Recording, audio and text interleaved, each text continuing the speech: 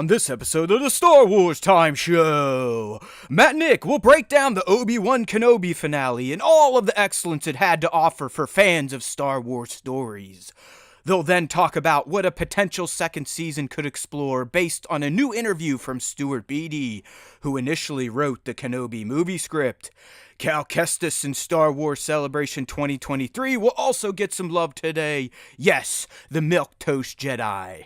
Of course, the show will end with the Question of the Week responses and the latest round of Top 5 Star Wars fan artists. Punch it, Chewie!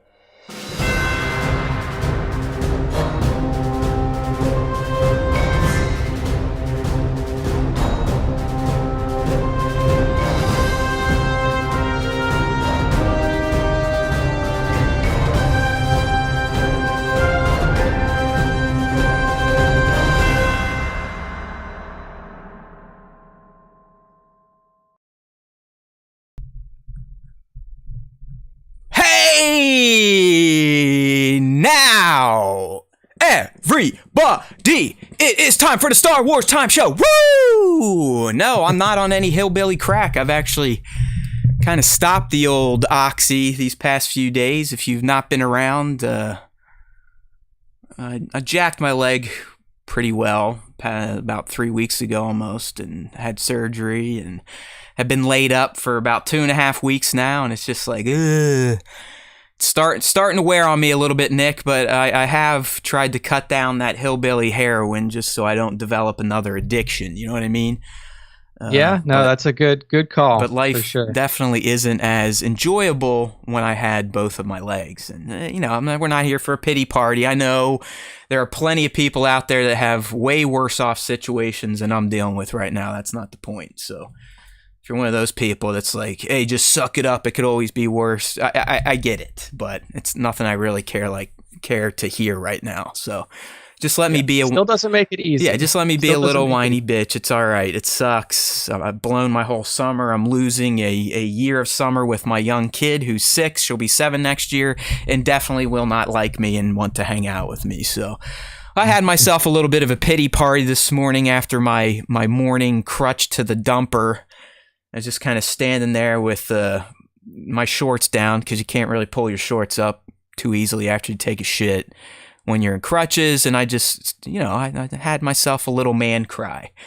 A little, wah, wah, woe is me. I have a broken leg. I have to sit in the basement all fucking day until they wheel me out on the deck, and then I go back to sleep there. Rinse and repeat. Wah.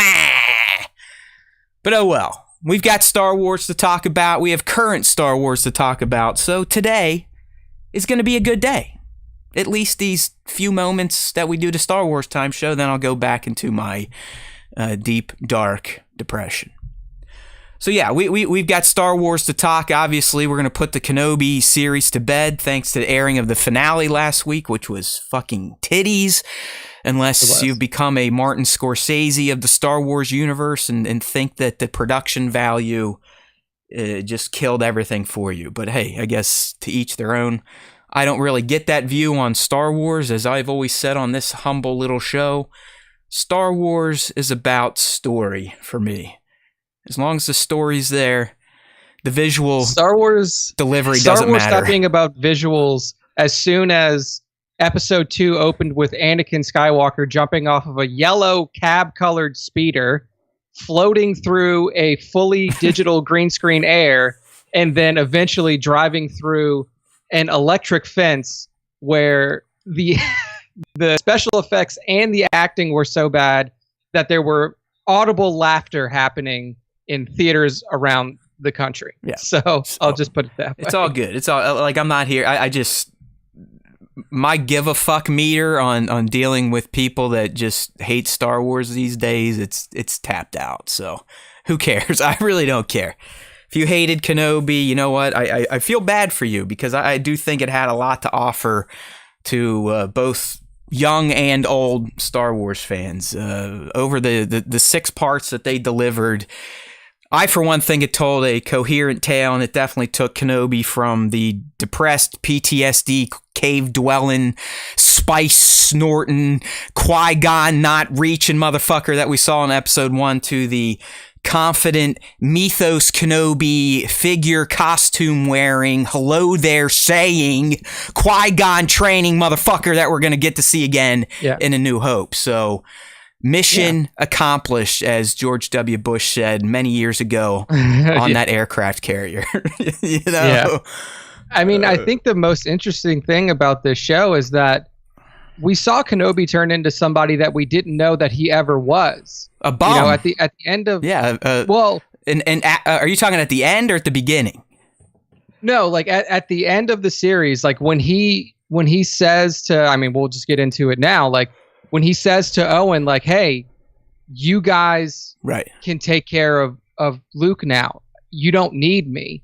Like, we were always under the impression before the Kenobi series that episode 3 ended. He hits the desert and he just sits there. He just sits there until we see him again 19 years later in the beginning of A New Hope. We never knew that Kenobi had the adventures that we've seen so far through season 1 of the show. We never knew that he even opened himself up to the Force and allowed himself to do the types of things that we saw him do in this final episode. Like it was always the assumption that he hit the desert and that was it. And to see him not only go from this broken man at the end of episode 3, who essentially shuts himself off from the Force, we see him turn into, like you said, this confident person who now has a feeling that he can make a difference, that he can do things to better the galaxy. And we never knew that character had that. Yeah, I love it. I love it. And that's what we talked about going into this, is like I thought, or I think we both thought it would be very interesting to see this take on this, who, as he's been portrayed, seems like a steel trap mind type of guy. Like, nothing rattles Obi-Wan Kenobi. I mean, from the moment you meet him as a Padawan in The Phantom Menace until the end of ROTS, yeah, he gets a little rattled over the Anakin shit, but he still thinks he does his duty and ends delivering Luke to the Lars family. Never would you think that guy, the General Kenobi of the Clone Wars that served Princess Leia's father, would become a shell of himself and essentially tell those that he used to protect to go fuck themselves. I'm not your guy. And that's exactly what he said in episode 1 to the Organas. That guy is dead. I am Ben. I'm here to just kind of rot in a cave and look over young Skywalker. And I appreciated that take on the character. It really kind of humanized him and showed that even a character like General Kenobi, Jedi Master, could be mentally broken to the point where he was a shell of himself, just like a lot of us go through. Hell, I'm going through it right now. You know, I try to put on my best face, but there are moments I just want to fucking jump off a bridge. And, we got to see that kind of play out over the 6 episodes, and him kind of reconnect with the living Force and figure his shit out and what he needs to do moving forward by the end of episode 6. So, I mean, it was fantastic. I mean, and he's still broken. You know, all of the development and growth and character strides that he's taken in this series, he's still broken, and you could see that at the end. You could see that at the end of that battle with Anakin. He knows what he's got to do, just like he knew what he had to do at the end of episode 3, but he still could not bring himself to do it. He knew that if he could cut Vader's head off right there, he could have done it. He could have been done with. Yeah, there's a lot of people complaining about that, but for the character, Obi-Wan is not a killer. I mean, that's just that's who he is. I mean, plot armor aside, I mean, Vader had to live. Never did I ever think that Obi-Wan would be able to strike down Vader out of passion and revenge and anger. That is the antithesis of whatever the hell antithesis of what Kenobi is. So that didn't bother me at all. And I think what really made that scene, I don't want to go too far into it, was just the emotions that Ewan pulled off, in addition to what Hayden was doing. But let's save that for once we get to the moment by moment breakdown. But yeah, I think overall impressions, or if you want to call it a review of the finale, I thought it was fantastic. I mean, it was fast paced. It gave us two narratives to follow that kind of stuck to the beats of each other. They almost mirrored each other.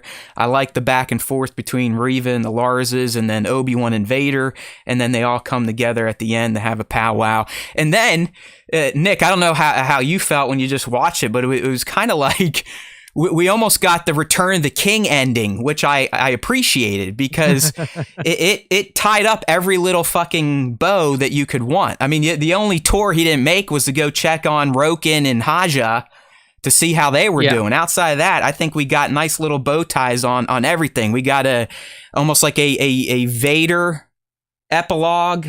We got and then Kenobi and Leia epilogue, and then the ultimate epilogue where he finally gets to see his master again and go off to work. So, and then, you know, we'll get into it, but that duel was just a thing of Star Wars excellence. I mean, beautiful. You can't ask for anything more than that. I mean, I feel bad for people that got caught up in the visuals and they let that ruin these story beats, because what those two dudes did on the volume with Vader's other stunt doubles and suit wearers and whatever the fuck you want to call them was.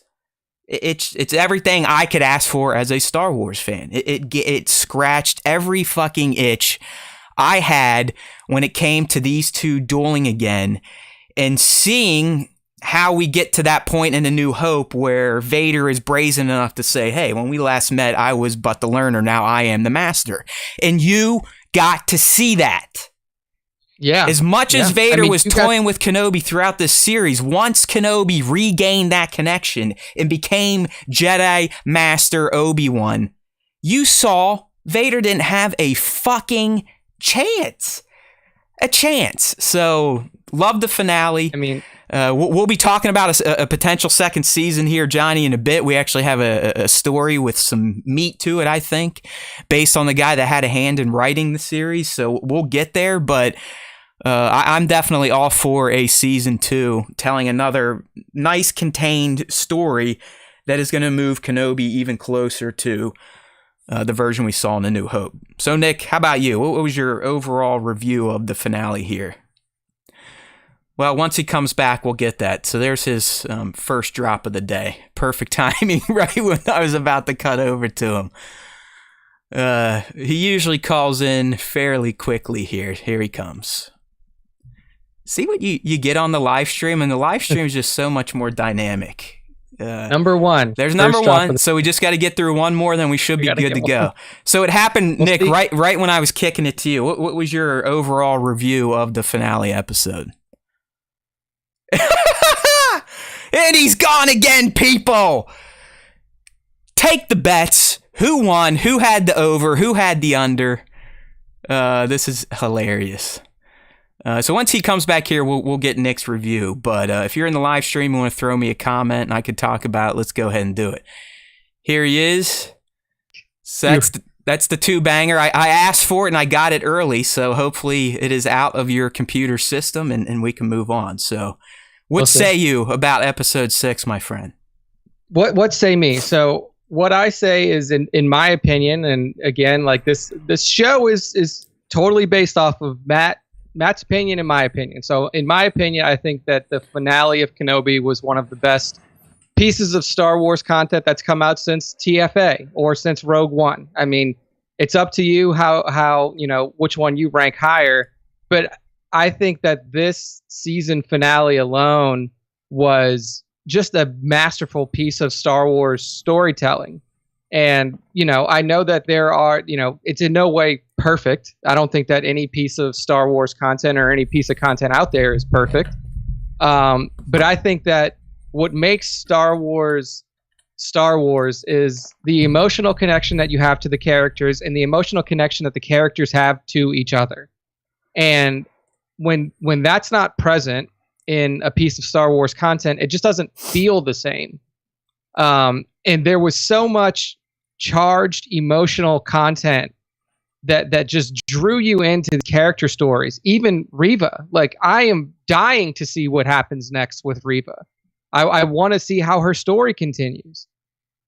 I think that Deborah Chow did a masterful job closing out this series. And I think, and for my money, I think that Kenobi is so far the best single season of Star Wars TV that we've had so far. Oh, I mean, it's a big one. And look, I don't really, I don't care to debate about, oh, well, the picture quality or doesn't that look weird? Like, again, I'm not a cinematographer. It's not my trade. It's not my profession. So it's not, like I don't even, I didn't find anything in that particular last episode that was egregious in terms of what I saw. You mean you don't want to burn down the volume technology now because you think it's being overused?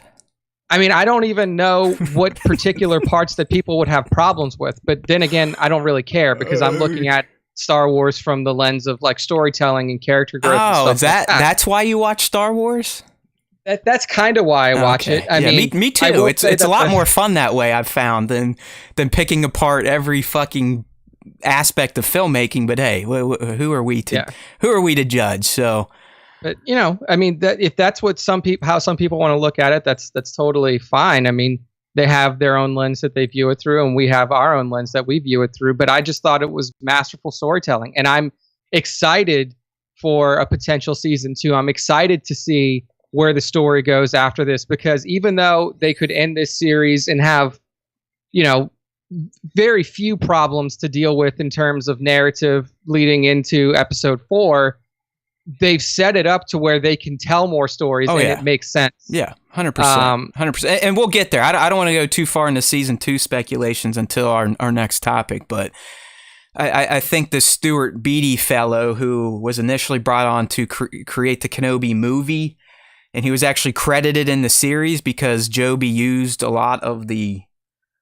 tone and narrative that Beattie was going with. In fact, Beattie was credited as a writer in episodes 1 through 3 and the finale. So he definitely was connected to this at some point in time before the Solo travesty. Not that I love Solo. It's the travesty part is that they decided to not make any more spin-off movies after that, bombed at the box office. But after that, that's when, Stewart's treatment kind of got scrapped in favor of the Disney Plus route. But he has ideas on where things were going to go, because apparently this Kenobi movie was going to be a trilogy. So there's your tease. That's coming up. But now let's get into our deep dive of the Obi-Wan Kenobi Part 6 finale. Kind of like we've been doing the past few weeks, we're just going to look through the screenshots in chronological order and discuss what was going on, or if there was any sort of Easter egg of note that you may have missed or that I missed. I know I got a lot of shit thrown my way that I did not include the fact that Obi-Wan said, "I shall do what I must," during their second duel, which was a callback to the same thing he said on Mustafar. You win some, you lose some in this game, Nick. So the one thing I do want to remind everyone of, if you are watching the stream right now and you're not subbed to the channel, please go ahead and take care of that for us quickly. Just look down there, hit subscribe, turn on notifications, because I am a content creation king right now. It might not be good content, but I'm churning the shit out as I sit down on my Jabba the Hutt throne every day, in between doing real life work and not wanting to kind of choke on a barrel of a gun. So check that shit out on YouTube. Just did a short on the whole Stuart Beattie Kenobi Season 2 stuff. And like I said, if you're on the stream and you see the videos we're about to go through, those are on YouTube as well. Would love that support. Thumbs up, comments, share them with your friends. You know what to do, Johnny. You know what to do. All right, Nick, so kind of getting in the opening of the series, and at least from an Easter egg perspective or a mere perspective, did you not find that opening moment of them chasing Roken and the Jabim faction to be very similar, at least visually, to Vader's destroyer hunting down Leia's Tantive 4 at the beginning of A New Hope? Oh, yeah. I mean, even the ship itself had a similar design. Yeah. Broken ship. Yeah, I mean that was definitely called back to the opening, of especially one of the shots where the camera was facing both ships, and you see the Roken ship in the front and Vader's destroyer in the back. I just could not see the opening of A New Hope, so I like that little nod there for sure. The next little moment I have here that I kind of appreciated, not so much an Easter egg, but another moment between Ben and young Leia. And the moment I'm talking about is early on when they're on the ship, and Obi-Wan's realizing what he's going to have to do to save these people. And young Leia, with all the empathy that she has, I mean, she has like 50-year-old empathy at this point in time, goes up to the old guy and gives him Lola and is like, hey man, it's making these other people feel safe, these kids, so I want you to have it to keep you safe. And it just shows the compassion and empathy that the character of Leia had even at that young age. And just any moment between Ewan and Vivian, in my opinion, was just choice. Like 2 thumbs up.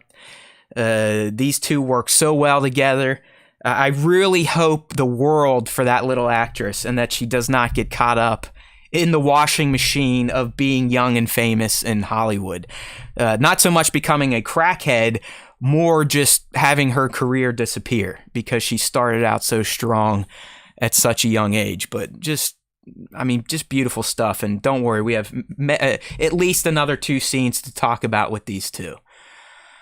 Moving on with the episode here, we get into the duel, right? And I kind of like the setup. I'm not sure, Nick. A part of me thinks they just went back to Jabim at night. This was not a Mustafar moon like we initially thought based on the leak. I feel like the look of this planet, especially when they both headed towards it from space, looked just like Jabim when we saw them headed there in previous episodes. So I'm just guessing, it wasn't mentioned in the episode itself, but I loved the visuals of it all, like the meeting and those wide shots, and them doing their little speeches and shit talking, and then Obi-Wan here as an Easter egg finally settling back into his form here. I believe this is called Soresu, right? The old 2-finger point. But it's just, I mean, I know people think the visuals looked like garbage, but I love the way they presented the opening of the duel, and how it did kind of resemble what you'd see in samurai films or westerns. You're almost waiting for a tumbleweed to kind of skirt past the screen during some of those wide shots. But sure. I just love the opening of the duel and how it was presented visually. I agree.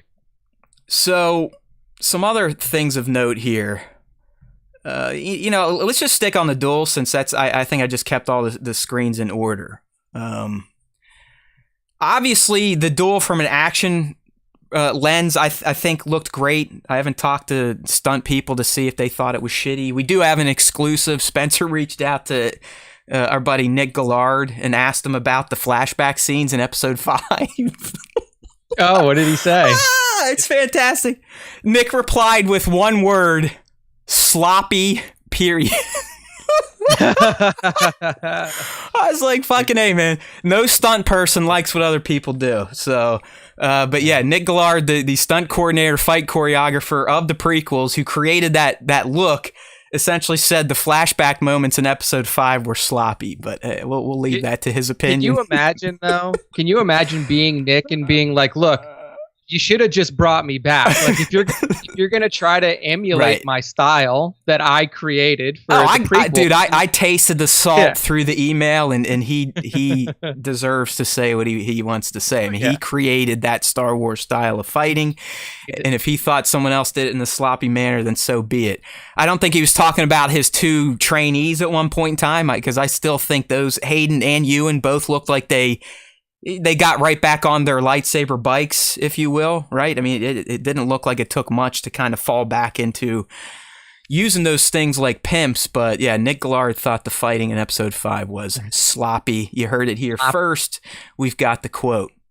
But kind of moving on with the fight here. I mean, it looked great, and obviously at the outset, Vader still kind of had the upper hand. That rage he can channel was giving him the high ground. In fact, he gave himself the fucking high ground when we saw him go Force Unleashed and kind of punch the ground and cave in where Obi-Wan was standing to send him to the low ground. So I'm surprised. Nick, I'm glad he didn't say who has the high ground now, but I'm also surprised they didn't try to cram that in. Were you? Were you thinking when you saw him up there looking down, were you thinking like, uh-oh, is he going to say something about the high ground? Dude, 100%. 100% did I thought for sure he was going to say something about the high ground. But I'm glad that, as you said, I'm glad that they didn't. I'm glad that they just left it at that. I almost feel like Deborah Chow went to Filoni and was like, hey, man, give me something that Vader can do that we haven't seen him do yet. And then give me something that Kenobi can do that we haven't seen him do yet. Yeah. And they used it great. I mean, it was fucking awesome. Yeah, so, Vader gets the high ground but doesn't call it. So I called it for him as an Easter egg, or at least a reference to the other movie. But like Nick said, this is where the fight, to me, just went times 1,000. When Obi-Wan he's buried under all those fucking rocks and things are looking dire, but then that to me, Nick, this was his final test, his final challenge, the final wall he had to break through to regain full Jedi Master Obi-Wan Kenobi. And he's down there and he's hearing, thoughts from his past, thoughts from the present. And he's finally like, okay, motherfucker, I can do this shit. I am Obi motherfucking Wan Kenobi. And he blasts all the rocks out, jumps out of the pit, comes behind Vader after Vader, is ready to say all too easy, right? Just like he said when he was facing Luke on Bespin. But no, Jedi Master Kenobi is back, and he raises those rocks and just pelts his former apprentice with unbridled anger coming from a Jedi. And then he goes into, Nick, for me, it wasn't even the rock stuff. It's when he goes into the melee combat and systematically dismantles his suit. I mean, he's literally just hitting him with the butt of the lightsaber right in the control panel. His panel just pop, pop, pop, pop, pop. And you hear that familiar wheezing that we heard Lord Vader going through at the end of Revenge of the Sith when he was getting his armor, or when we heard at the end of Return of the Jedi after his armor had been damaged, that labored breathing, that and you're like, holy shit, man, he is just kicking the piss out of him. And then you get it. You get the moment that we told you was coming. And I know it was a different side of the helmet, and I know a lot of you have seen that one quote from, hey, isn't it crazy that Ahsoka cut off the left of his helmet and Obi-Wan cut off his right, but it was his son that was the one that removed the whole helmet? It's like, okay, yeah, all right. You guys are deep, okay? Good for you. But to me, it wasn't so much cutting the helmet. It was the dialogue that took place after the helmet cut, Nick. This is where it was just like, you could sit there and just pinch my nipples, okay? This was peak Star Wars. The moment that Anakin's face is revealed, and you look at Ewan McGregor's face, and you see that pain and sorrow when he apologizes. Again, he's like, I'm sorry, Anakin. And then Anakin comes back with, I am not your failure, Obi-Wan. You didn't kill Anakin Skywalker. I did. As he's fucking smiling at him. Hayden Christensen for a Golden Globe and Emmy, something. Please. I told you this motherfucker could act. He just needed the right situation and director. Nick, to me, the sadness on Ewan's, and then contrasted to the demonic admission from Hayden's Anakin. Does it get better than that in Star Wars? Does it get better than that? It was incredible. I mean, it was a heartbreakingly beautiful moment. And for it was at that moment too when Obi-Wan knew that he couldn't, just like he couldn't finish it on Mustafar, he couldn't finish it now. Like, Anakin is gone. I mean, he goes, Anakin is gone. I think what I love the most, Nick, is it starts to make old Obi-Wan not look like such a fucking from a certain point of view motherfucker anymore, right? Because he told Luke exactly what Luke's dad just told him. Like, listen, dude, this wasn't your fault. I killed Anakin Skywalker. And that's exactly what he ends up telling Luke. And I know a lot of us, especially after the prequels, were like, what's this crazy old coot saying now? And George kind of ruined some of his own canon. But look what can happen with these series and the gaps that kind of can get fleshed in. So, and then the way it ended, Nick, was probably my favorite. Because if you've noticed throughout the series, Obi-Wan still refers to him as Anakin. He doesn't call him Vader or this or that.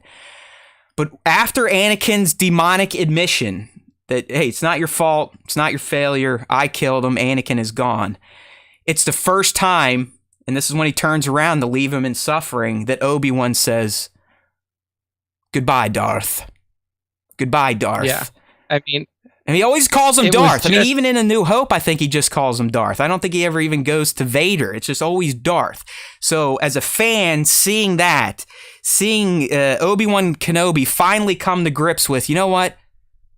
This isn't my fault. This is Darth's fault. This is not Anakin Skywalker anymore. This is Darth. I loved seeing that. Yeah. I mean, it's little shit, but I love seeing that type of stuff. Yeah, no, it was a fantastic moment between those two. And I mean, that's the kind of like that duel, and not only just the fight, but the emotions that came from the fight. And I think that is like I said in the beginning, that's the most important thing in Star Wars is the emotional connection between the characters. And I think that Deborah and the writers, Joby and everybody else who helped write this really nailed that. Like they understood what makes Star Wars Star Wars. And I mean, that goes all the way back to what George Lucas said when he still owned it. When George always said Star Wars about family.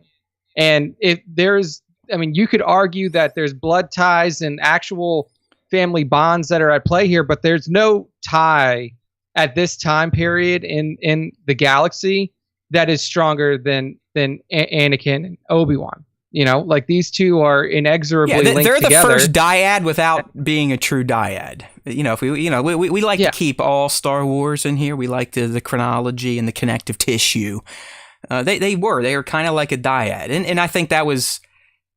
We know they're not based on the definition used in TROS, but I mean, even in the series, in the early episodes, when Obi-Wan would speak Anakin's name, Anakin would hear it through the Force and wake up in his bacta tank. Yeah. So, I mean, as Nick said, there was no bigger connection or no other two characters in Star Wars had a bond like these two. So seeing, as Cheeseburger Teddy is saying here in the live stream, that Obi-Wan finally coming to acceptance 10 years later of the grief he felt over the fall of Anakin Skywalker, which, I mean, it's grade A Star Wars storytelling. Whatever you think about the visuals. I mean, come on. What else do you want besides, maybe Vader to come out of the screen and give you a reach around? I don't know what else you want, man. So I love that. I mean, just live action battle damage Vader. I mean, that's a treat in and of itself. But the emotions of the scene, the words being said, I mean, Anakin is gone. I am what remains. And Nick, how did you like the choice to have his voice modulate between his voice box and Hayden's actual voice? I thought that was brilliant. Yeah, it's perfect. It's perfect, because you're hearing, I mean, yes, there is a practical reason behind that, but you're hearing both sides of a broken man. You're hearing the side that is this more machine than man monster, but you're also hearing the emotion of the man. You're hearing the pain and the suffering that has led the Anakin Skywalker to become Darth Vader. So having those two voices kind of intermingle was perfect. I thought it was a great choice, great stylistic choice, if you will, and it really hammered home, like, yeah, I mean, this is, there is no Anakin Skywalker. That motherfucker probably truly did die shortly after he was put in that armor.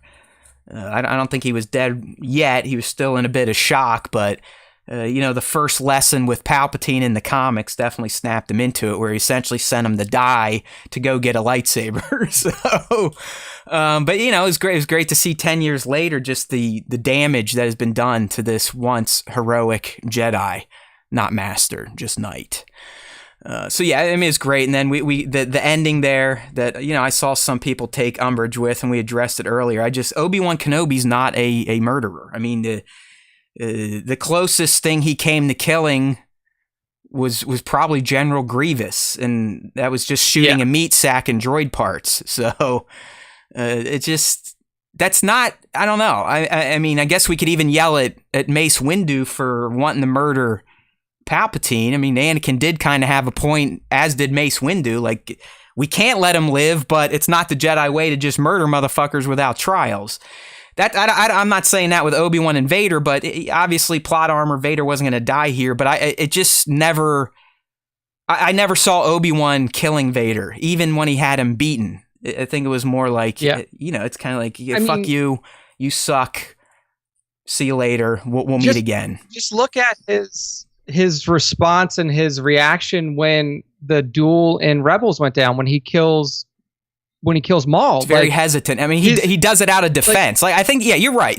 The only way he kills is in pure defense, but his opponent was beaten, so he's not just going to fucking kill a beaten man. Kill him. And not only that, like, look at the way he treated Maul after the fatal held wound. Him in his hands like a baby. Yeah. And literally, like, comforted him till his dying breath, like, reassuring him that this kid is the chosen one. This is the one that will bring the Force back into balance. I mean, like, and that was Kenobi's mortal enemy. I mean, Maul killed Qui-Gon. Maul tried to kill Kenobi multiple times. Killed his woman. I mean, killed Satine right in front of him. Killed Satine. Like, if there was anybody that Kenobi would have a vengeful type of stance towards, it's Maul. And on Maul's deathbed, Kenobi is embracing him and comforting him until his dying breath. Do you think that he's just going to wantonly kill his best friend? I mean, regardless of what the circumstance is, like, he still sees Anakin in there. That entire time until he walked away, he referred to him as Anakin, like you said. He's not just going to cut his head off. Right, yeah, like, you lose, bitch, and then just spins around and chops his head off and goes, woo! Like, if you give me some Jamba juice. If you know anything about the character of Obi-Wan Kenobi, even if it wasn't plot armor, he still wouldn't have killed him. And here's the deal: he does not have that. Like, Nick, let me try to break it down, because some people are like, well, if you just would have killed him, the Empire would have been over. It's like, no, Darth Vader was never the Empire. That's Palpatine. Palpatine would have found another tool of terror. That all Vader was a tool of terror for Palpatine. That's it. He wasn't the driving force behind the vision of the Empire. That was the Dark Lord of the Sith, aka Sidious, not Vader. And don't forget that Sidious actively was trying to find people to replace Vader anyway. Just like, he in the comics, which are canon. He's recruiting, he's finding, he's pulling in all of these different people to literally try to get this motherfucker off of his hands. I mean, people, like, as soon as the end of Empire Strikes Back, Palpatine systematically amputated Vader down to just his body again, and dropped him on Mustafar, where he found him at the end of Revenge of the Sith, and said, good luck. If you can get back to me, then we can work together again. Otherwise, I'm sending people to kill you. So yeah, I mean, it was literally like the moment in fucking Rocky IV where Drago's like, if he dies, he dies. Yeah, like, I don't care. Right. Like, it is what it is. Because I know some people are like, well, Obi-Wan could have said no, he wouldn't have really stopped anything. I mean, Darth Vader. Yeah, if you really want to get detailed, okay, we needed him to toss him into the fucking reactor, but it doesn't matter. It ended perfectly. In fact, I loved it. To me, Nick, it mirrored the whole Darth Maul obsession with Kenobi at the end, when Anakin is almost crying out, Obi-Wan! Just like Maul, when he finally got to Tatooine, goes, Kenobi! it's like their obsession with this guy is what blinds them and ultimately leads to their failure, as we learned last week when we kind of got those lessons Obi-Wan was trying to give Anakin as a Padawan. Like your desire to win is why you're always going to fail, and your desire to show off is why you're always going to fail, and it happened again here. So I love that. It to me, it was worse for Darth Vader to be left alive by his mortal enemy than to be killed. And that's why Obi-Wan did it. So look at the pain he was screaming out in the anger, like, you motherfucker, you kicked my ass and you're leaving me here. So great stuff. Yeah, no, it's the whole duel was just so masterfully done. And I will say one thing too, for those of you out there who have played Star Wars: The Old Republic, the move that Kenobi does with the rocks, like just like constantly, that is one of the Jedi sorcerer's moves in the game. They're tapping in. Responding here to Potteroid's podcast. Yeah, I think that's right. Anakin was becoming more and more Vader throughout the years after Mustafar. I think he finally became 100% Vader on this series. Yeah, I would agree. Yeah. I think in that moment we just talked about, when Anakin says it out loud, I think that not only confirms it for Obi-Wan, but it confirmed it in Anakin's, or now Darth's, heart that, yeah, that character is dead. Darth Vader is all that remains. And it also mirrors some stuff that you'll hear Vader say to his son in the original trilogy, when he's like, listen, man, Obi-Wan once thought as you did. It ain't happening. Like, I am Darth Vader. Anakin Skywalker is dead. I killed him. So great stuff there. All right, so that's it on the duel. Moving into really Reva's arc, which I also enjoyed and felt like it mirrored Anakin's arc during Revenge of the Sith. In fact, it was dead nuts on. Does she choose to become a murderer of children like Anakin Skywalker did? Or does she choose to put down her blade and become a better person? So before we get there, though, yeah, I did appreciate that the Larses became kind of like the John Wicks of Star Wars and had their hovel all decked out for home defense against a Force user. You know what I mean?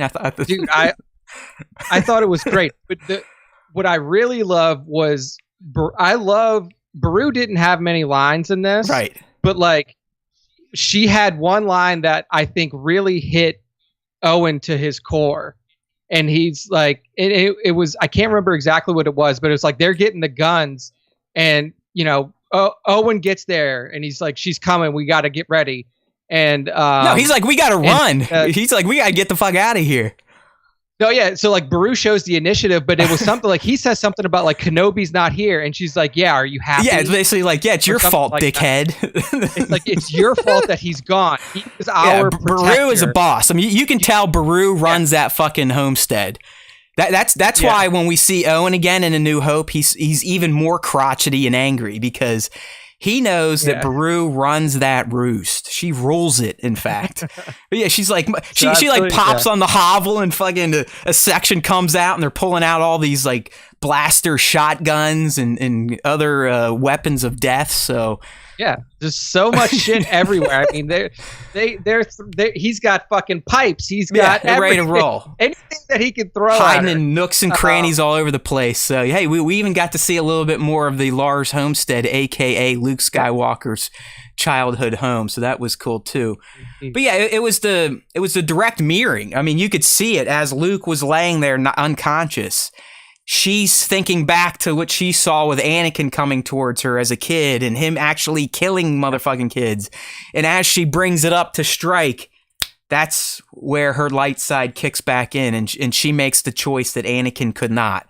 And that was to lay down her weapon and not murder kids.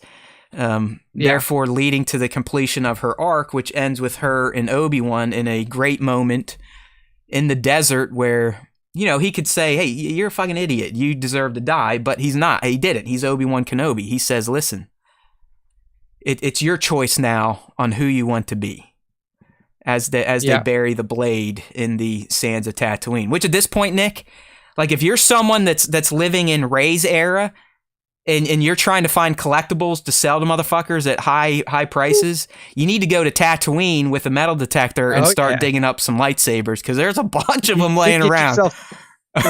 Three lightsabers, all just around the fucking Lars from the greatest characters. I mean, you'd be like, yo, I've got Anakin Skywalker's original lightsaber with Rey's mods. I've got Princess Leia's lightsaber, and now we've got Reva the Inquisitor's dual-bladed lightsaber for a limited time only. Come to Matt Ondar's store. Yeah, that's a treasure trove. But do you feel? I mean, I don't want to get into the season 2 stuff yet, but clearly the way Reva's arc ends here sets her up to be a potential character in another season if they do go that route.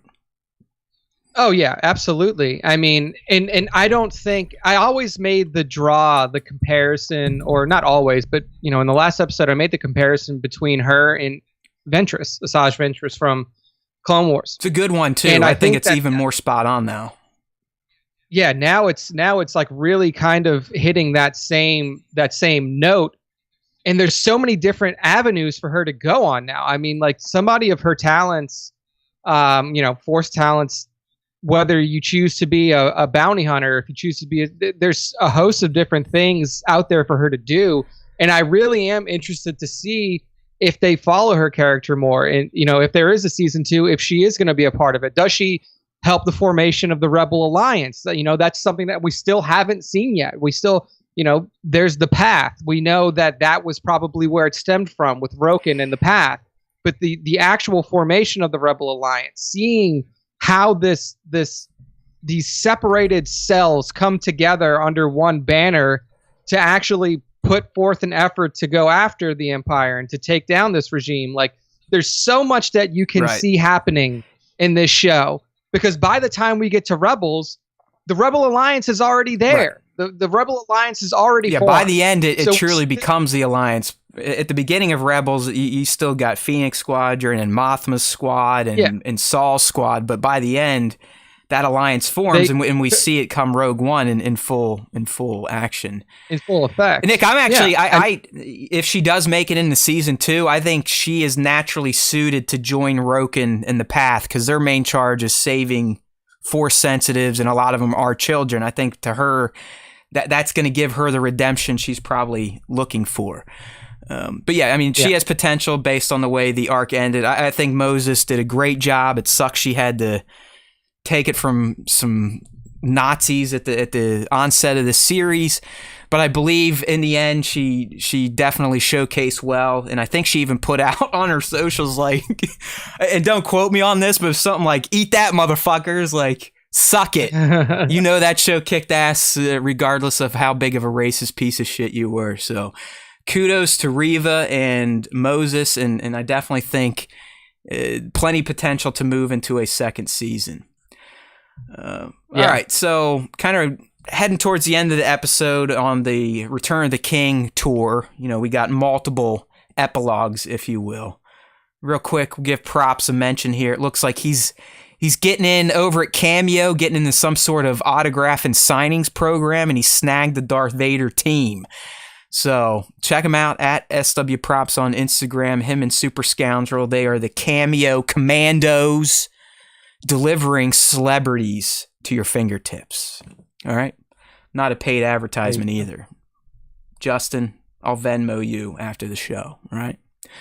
I'll send you the invoice. But back to kind of an Easter eggy thing here. Seeing Leia I love the moment, she's wearing Tala's holster. She puts her gloves on, that white outfit. But to me, Nick, it mirrors an outfit we see Leia wear in the comics, where it is all white. She's got a holster. She's got gloves. So I think that was kind of a nod to that. Who knows if the holster in the comics is still Tala's at this point. I think we just have to believe that it is. But some of the great stuff, obviously, at the end on Alderaan with young Leia and Obi-Wan here. It's just the exchange between these two characters that now clearly have a bond that we never fully realized in A New Hope. And hearing Ben, and man, how beautiful is that? Hearing Ben finally give Leia some insights into her real parents. When he says your mother was wise, discerning, and kind-hearted, and your father gave you passion, fearlessness, and he was forthright. I mean, come on. Beautiful. I mean, I actually like teared up a little bit. Of course. How could you not? I mean, that, and I know there's some people out there, and I'm not going to knock them, but they're like, well, I feel like they still have to wipe Leia's memory. I'm like, why? Yeah, they gave you what you need to know right here. They literally say to each other, like, listen, we can't talk much about our bond again and what we went through and what we did. We have to keep this shit secret. They literally say it. I watched it 3 times. But he does give her some idea of who her mother was and who her father was, which could, I know it still doesn't clean up Leia's dialogue in Return of the Jedi, but you can make a stretch. To me, Nick, I don't see any need that there has to be some sort of memory wipe from Princess Leia thanks to this adventure she went on with Obi-Wan Kenobi. In fact, I think it bolsters what she does in A New Hope and goes to him over anyone else. And I'll let you talk here in a second, but what really sells it is in the prison block escape now, when Luke comes in and says, I'm Luke Skywalker, I'm here to rescue you, I've got Ben Kenobi. The first thing she says is, Ben Kenobi, where? Let's fucking go. Yeah. At first she's like, you're a joker, motherfucker. I'm not going with your short ass. And then she hears Ben Kenobi and she's like, fucking A. Yeah. I mean, you also have to remember, too, that the recording that she made was clearly under duress. Like, she knew her ship was being boarded. It was literally boarded by stormtroopers and Darth Vader. I would say the ship wasn't being boarded. It was already boarded. Like, there was a high likelihood that she would be caught just sending the message, just recording the message. So, like, in that moment, one, you have to realize that Leia is a highly intelligent person. And this has been, she has been highly intelligent from her childhood. You can see it in this show. So, like, even though she's like, you know, she's sending this message, she knows, she's like, I cannot let them know that we know each other. Because if that connection is made, then why do they know each other? It changes the entire dynamic. Why does this girl know Kenobi outside of just her dad worked with him during the Clone Wars, you know? So yeah. I mean, if Darth Vader is on your fucking ship and you're sending a message. Hey, Uncle Ben, remember when we did that shit 10 years ago? I think we're going to have to do something similar again, buddy, because I've got the Death Star plans and this Darth guy is after me. Help. Yeah. But I think that you nailed it on the head. Like, the appropriate reaction, the one that shows the bond between those two, was the reaction she had in the prison block. Like, the one of excitement, like, okay, she's like, he's here. I know we're ready to fucking we're good. Go. We're gonna get this now. Like we're ready to. This is gonna work out. That is her? She's excited. She's like, finally, I've got this. This tiny stormtrooper coming in here, calling himself Luke Skywalker, saying he's here to rescue me. Who cares? And then as soon as she hears Ben Kenobi, she's running out the door. Takes the gun. Give me the gun. Into the garbage chute, fly boy. Like, I mean, she just completely takes charge and has a renewed sense of fight in her. After, I will add, she was laying quite sexily on that bench sensually. There you go. That's probably a better way to say it, because sexily isn't a word. That's why Nick's here. But yeah, I don't know. And I don't. Not that I'm shitting on anyone that thinks she needs her memory wiped. I just don't, because this scene to me clears that up. He gives her some insights about her parents and who they were and how he sees them through her. But he also specifically says, like, listen, you and we can't do this. Like, we've got to keep what happened secret. That's just how it has to be. That's good enough for me. She's clearly has that emotional capacity to do so at the age of 10. It works and it checks out. That's all I'm going to say. I mean, she's a highly intelligent little girl. And if you couldn't tell that just from watching this season of TV, then, like, I don't know what to tell you. Not only that, she's fucking force sensitive. Like, she is the spawn of one of the most powerful force users of all time. A lot of people forget that. You know, I know it might have looked goofy in TLJ, but yeah, I mean, Leia is loaded with midichlorians. She can probably hold her breath and her body together for a bit in space, and then Mary Poppins her ass back into a hatch. Yeah, I mean, I I can see, like, because they express, like, there was no express memory wipe. Like, if you are looking at things in the most literal of contexts, like, well, she can't remember. If that's like the only viewpoint that you can have at this, I can see why you're like, well, they didn't wipe her mind, so this whole thing is messed up. But you have to look at it from like a human perspective of like, if somebody finds out that I have this bond with Obi-Wan Kenobi, they're not going to throw me in a prison cell. They're going to cut my head off. Right. And they're going to take me to Tatooine and they're going to kill me in front of him. Like, you have to see that as the reaction that Leia thinks is going to happen if they know that they have this bond. Yeah. Like, no, it's great. So, and then Nick, we even got more foreshadowing here. I kind of included in the egg section when he says to her, if you ever need my help again, you know where to find me. And that's exactly what happens. She needs his help. She was headed to Tatooine, got caught up with Vader, and then we get the trilogy that, at least for me, that's why I love Star Wars. That's what got me into it. 4, 5, and 6. So I think the epilogue moment with Obi-Wan and Leia was probably the best in terms of closure and the foreshadowing that it provided for a lot of the moments we have come to know and love for many years at this point in time. Back on the egg front, we told you motherfuckers he was going to be in this series and probably through a hollow, and sure enough, Palpatine rings in just to bust on Vader's balls a little bit, give him some shit like, oh, hey, you know, you lost, huh? And you're still thinking about your boy Kenobi. We got some shit to do, dude. Keep focused. You know, that attachment shit that you like to get into with Padmes and your former master, it doesn't fly here. You're attached to me. I am your master. You listen to me. And once again, we see poor Anakin just fucking cave.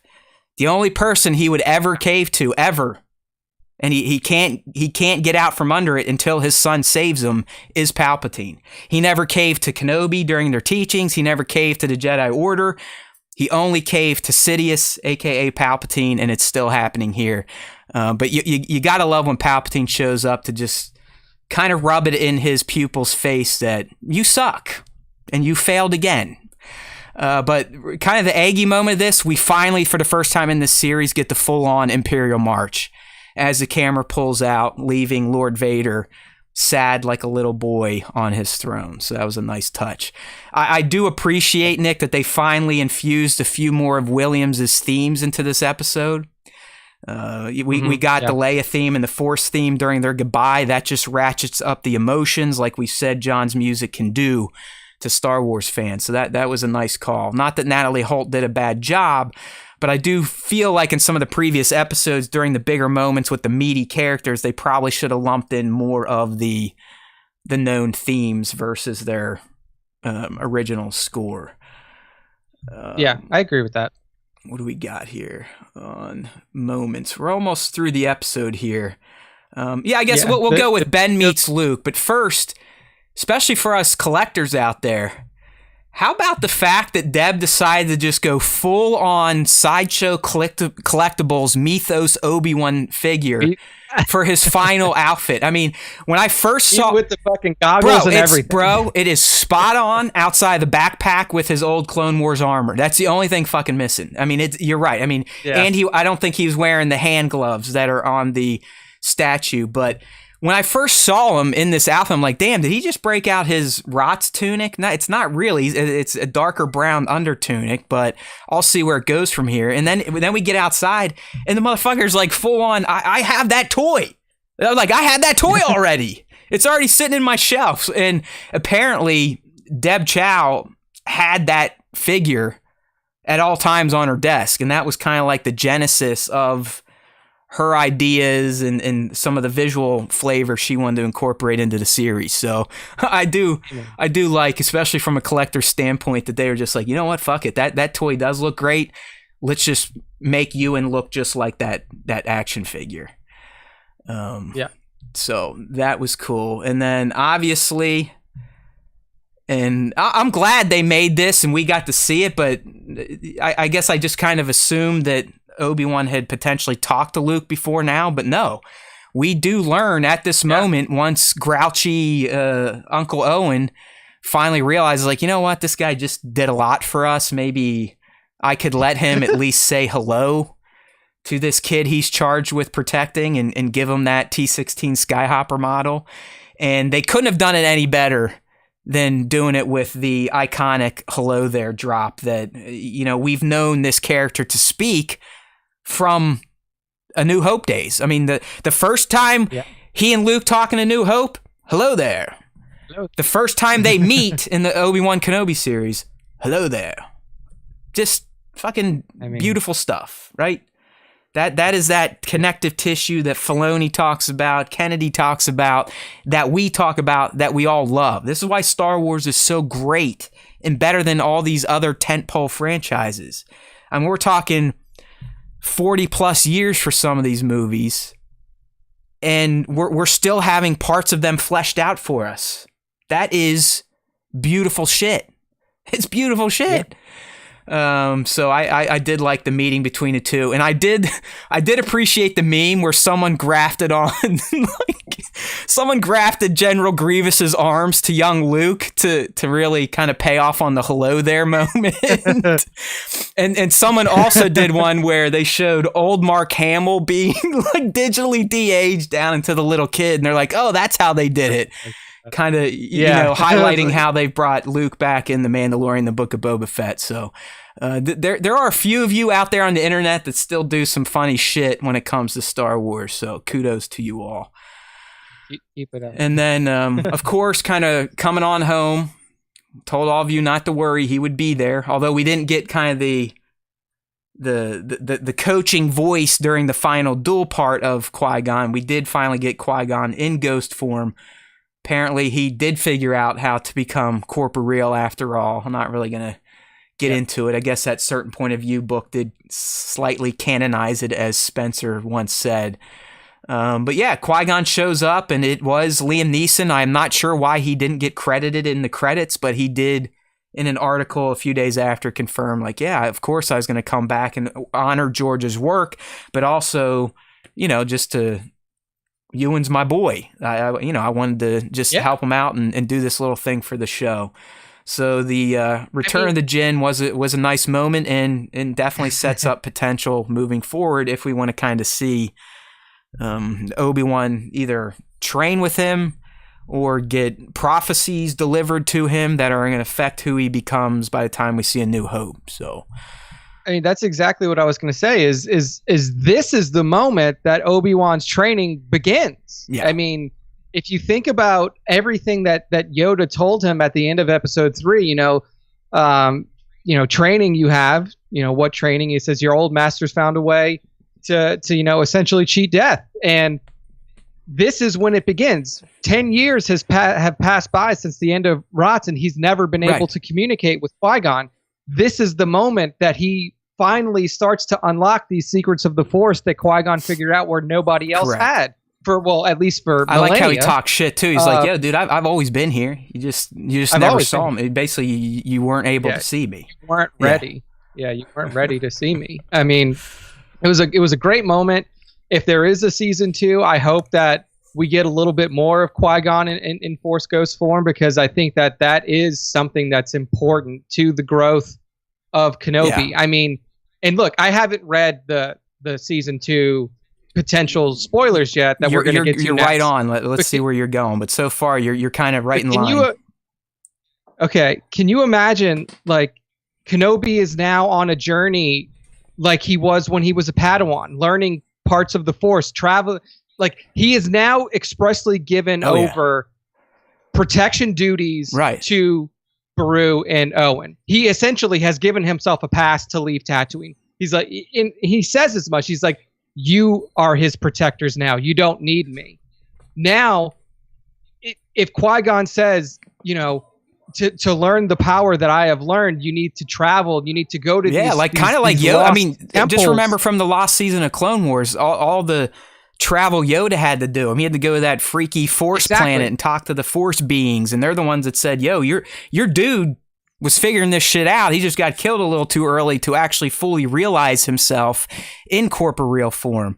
So yeah, that's actually a pretty good idea. You know, it could be season 2 could be, at least from Obi-Wan's point of view, more Force centric, more Jedi lore centric, which I think a lot of fans would dig.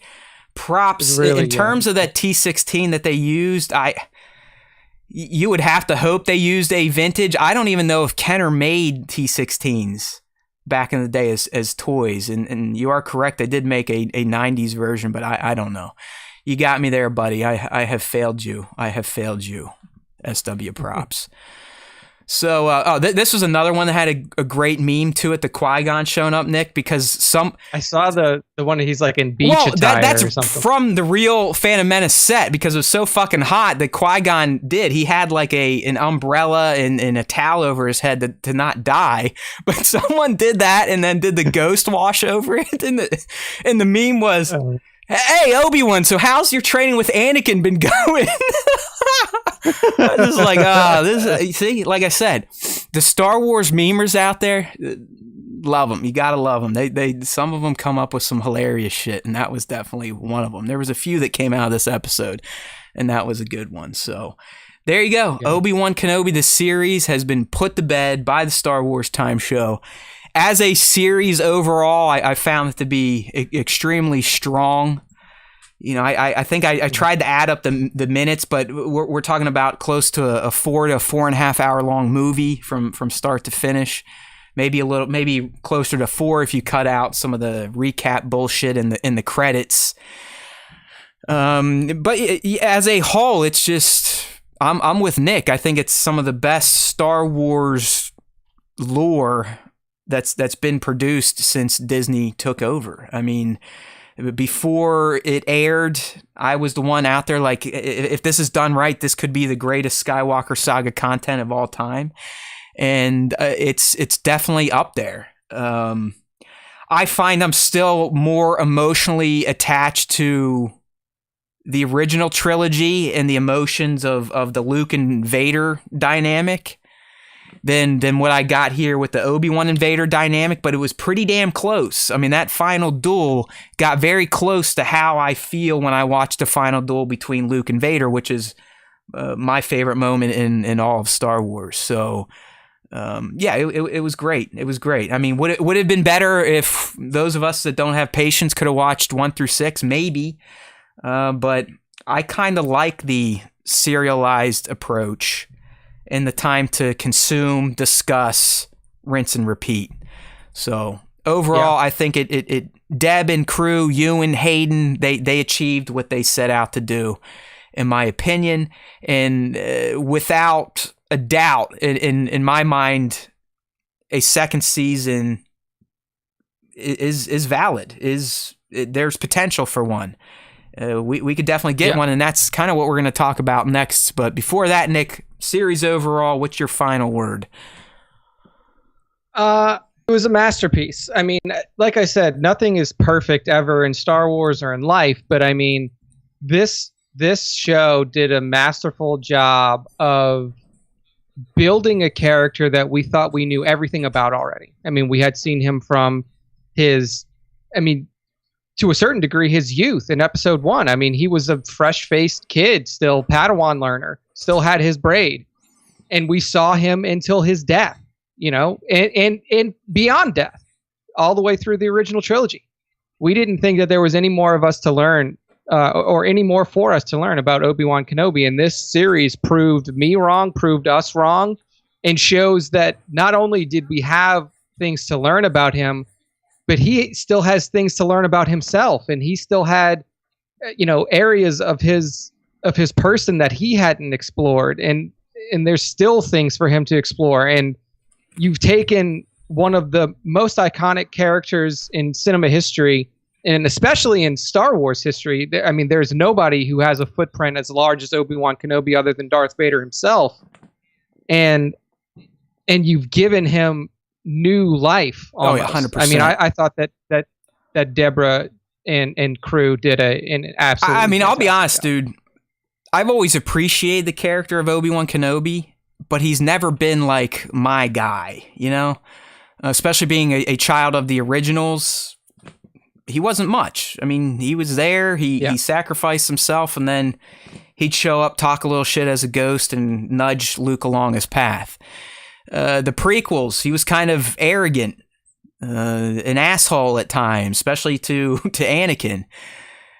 By Revenge of the Sith, he was getting a little bit better. In the Clone Wars, he was kind of a stuffy type of character to me.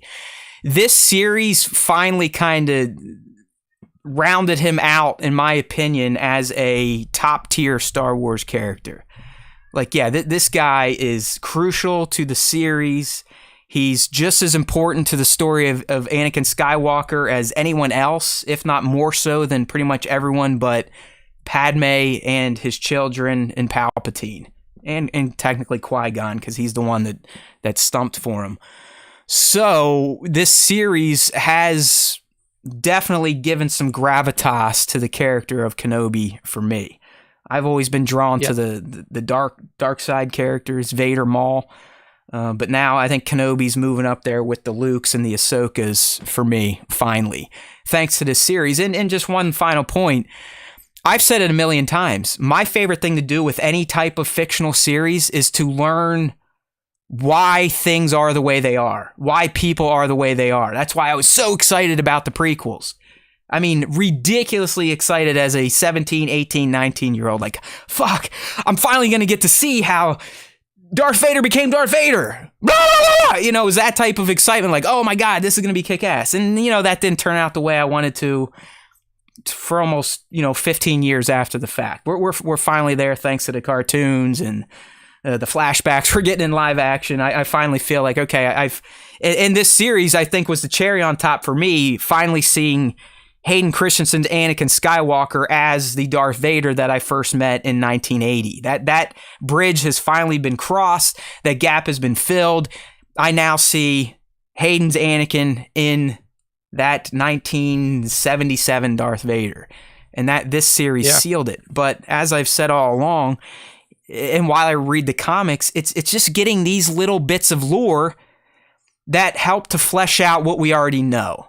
And that, to me, is what I love about what Disney and everyone is doing with these TV shows. It is giving us more meat on the bone to chew on to further flesh out all of the tropes we have come to love with Star Wars. So they can do these motherfucking things till the cows come home, in my opinion. You just keep spoon-feeding me stuff from the past of Star Wars that I love to further flesh out this franchise and these characters in the galaxy that even in my 40s with broken legs and on hillbilly heroin, I get up at 5 a.m. to consume and talk about. So, job well done, Team Chow, Team Disney Plus. Yeah, 100% agree. All right, Nick, so we've been throwing out season 2, potential season 2, yada, yada, yada. Making Star Wars says it's a done deal. Ewan once again came out and said, I'd be down. Hayden saying he's down. Deborah saying, I don't know, it was a limited series. But then Kathleen saying, you know what? If there's a story to tell and the people are clamoring for it and this does well then maybe we'll get one. And, MSW hit pretty hard on the leaks, so you got to take him for what he says. If he's saying season 2 is a thing, I think it probably is. But we actually got something today from someone that was involved with Obi-Wan Kenobi when it was still a movie that could give us some insights into what a potential season 2 could entail. So I did a little short on this. I'd love for you to, bust open your Instagram, find the post at Star Wars Time Show, and share out what we're just about to talk about. We love you. That's all we ask for. No donations, no Patreons. Just like our content and fucking share it with your followers. That's it.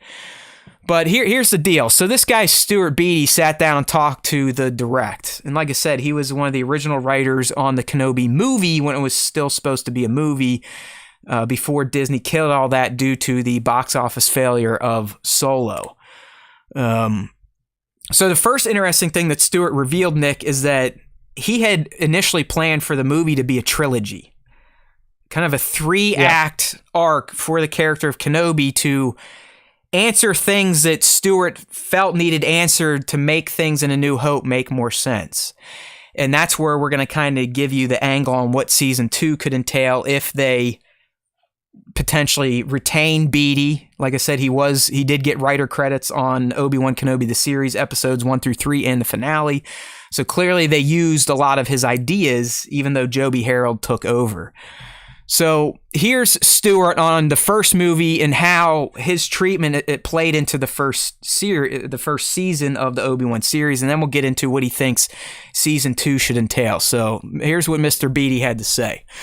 So, when I pitched my Obi-Wan story to Lucasfilm, I said there's actually 3 stories here because there's 3 different evolutions that the character has to make in order to go from Obi-Wan to Ben. And the first one was the first movie, which was the show, which was surrender to the will of the Force. Transport your will, surrender your will, leave the kid alone. Mission accomplished, right? Yep. So then the second movie was thinking about where Kenobi ends up. And one of the most powerful and probably the most powerful moments in all of Obi-Wan's story is that moment where he sacrifices himself in A New Hope.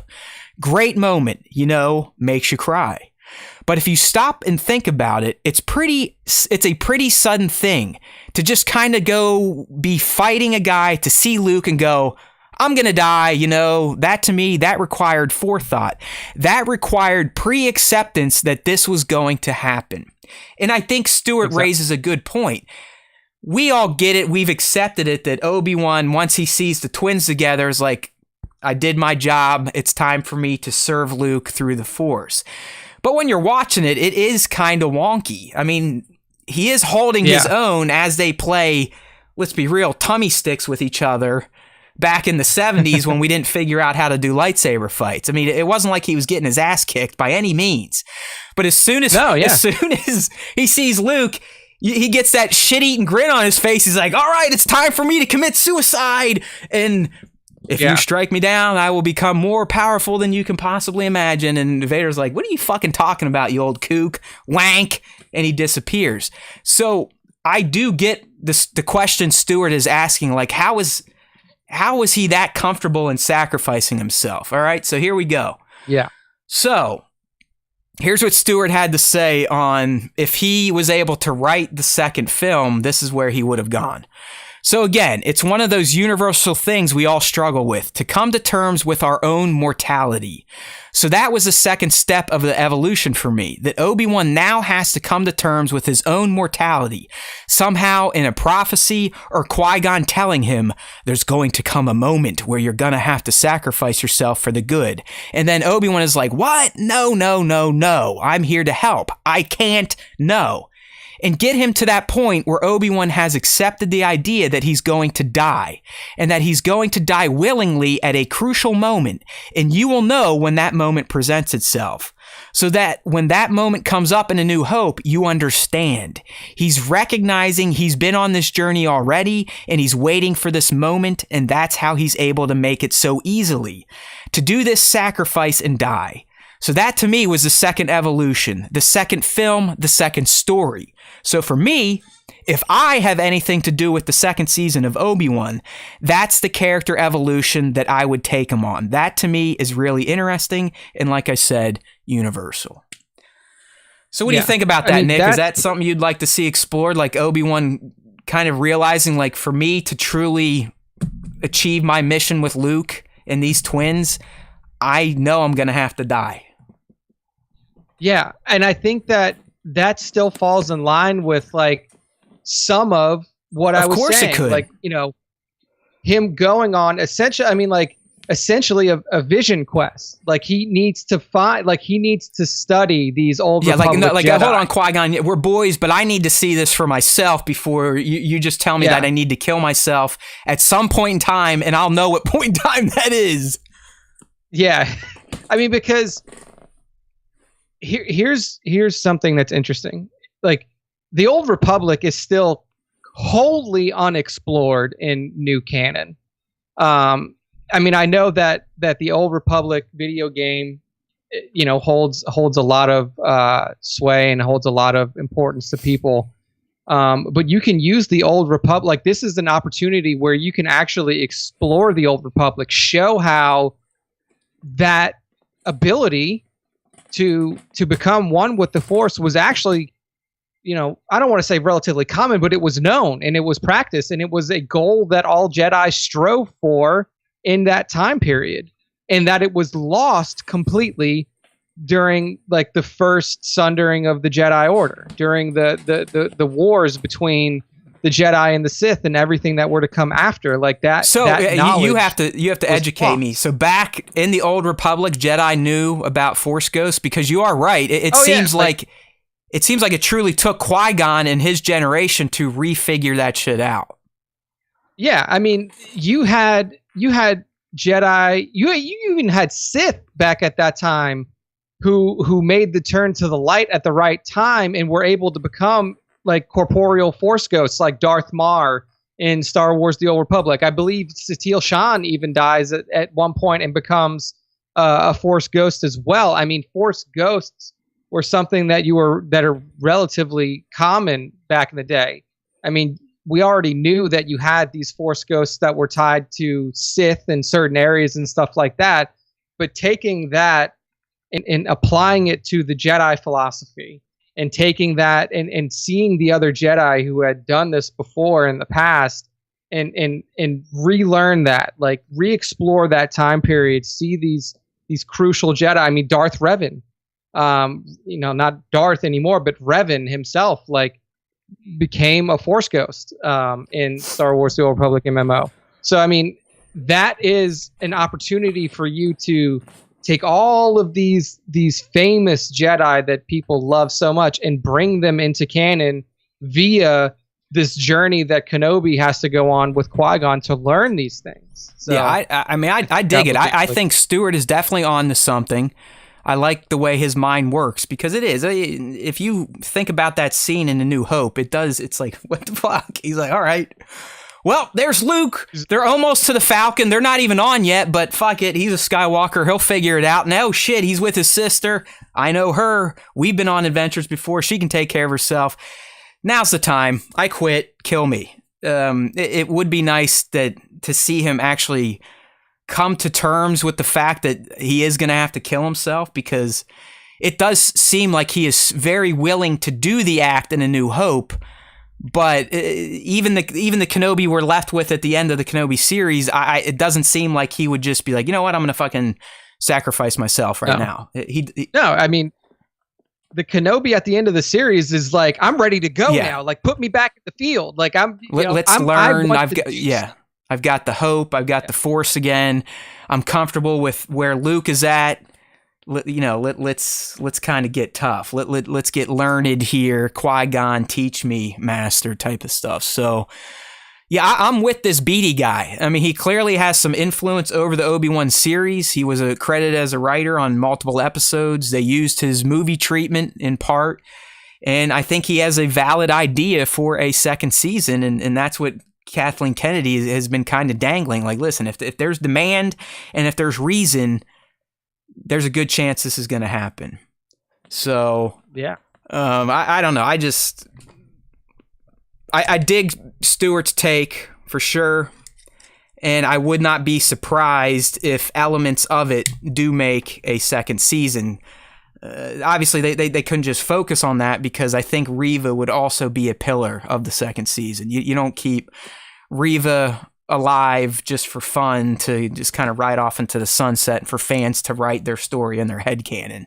So I could see a mix of Reva's journey, probably with the Path and Roken and Haja to get all those people back, as well as Obi-Wan's journey with Qui-Gon, and like Nick said, and I love what Nick's thinking, kind of going on a tour de force of old Jedi relics, temples, getting mixed up probably with the Empire, because they're already hunting down temples and relics and already have some of them in their possession. So yeah, that could definitely make for a fun way to figure out how, again, this Obi-Wan, a healed Obi-Wan, then goes into the very confident, wise, and zen, I'm ready to die Obi-Wan by A New Hope.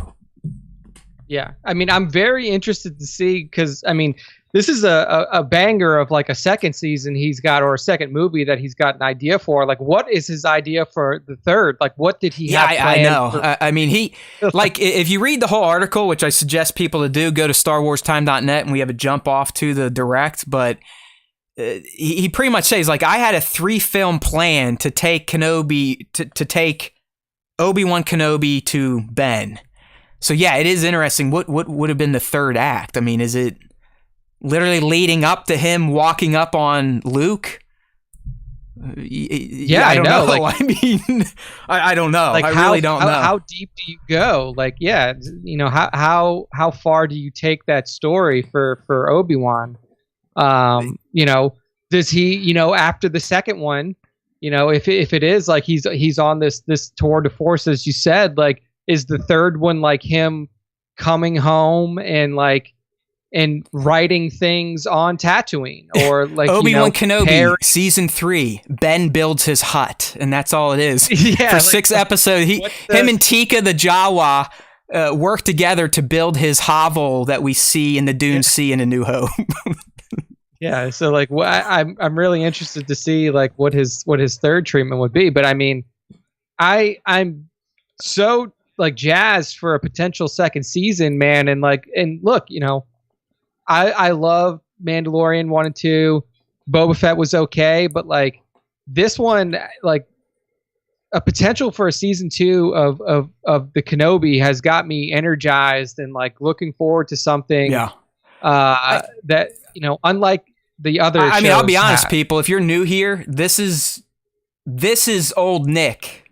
This is what our conversations used to sound like when he had that fire and passion for Star Wars before the dark times, before the trolls and the racists and all the noise that kind of fucks up Star Wars these days. This is see, he's got the excitement, people. It's back. Obi-Wan did it. It's back. And you know what? Honestly, I probably through this series have had the biggest change of heart on the Obi-Wan series itself. I mean, if you go back to a year or two ago, the first things I said, I mean, I was very adamant. He can't lead the planet.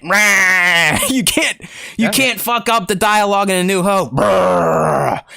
And now, after seeing what they did, I'm going, yes, more, please. Shovel it down my eyeballs. I'm here for it. You proved to me that you could tell a viable Kenobi story that doesn't fuck with continuity.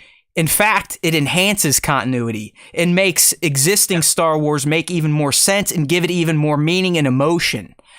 So, it's crazy what this series did just for me and how I thought that the character of Obi-Wan had to be treated. They showed me that there is other ways to do things.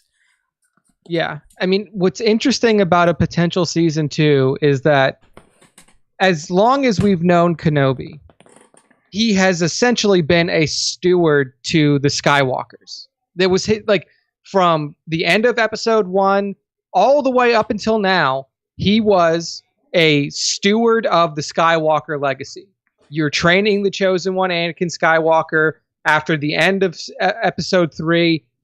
Now you're not training, you are protecting the Skywalker progeny. And up to this point, that is exactly what he's been doing.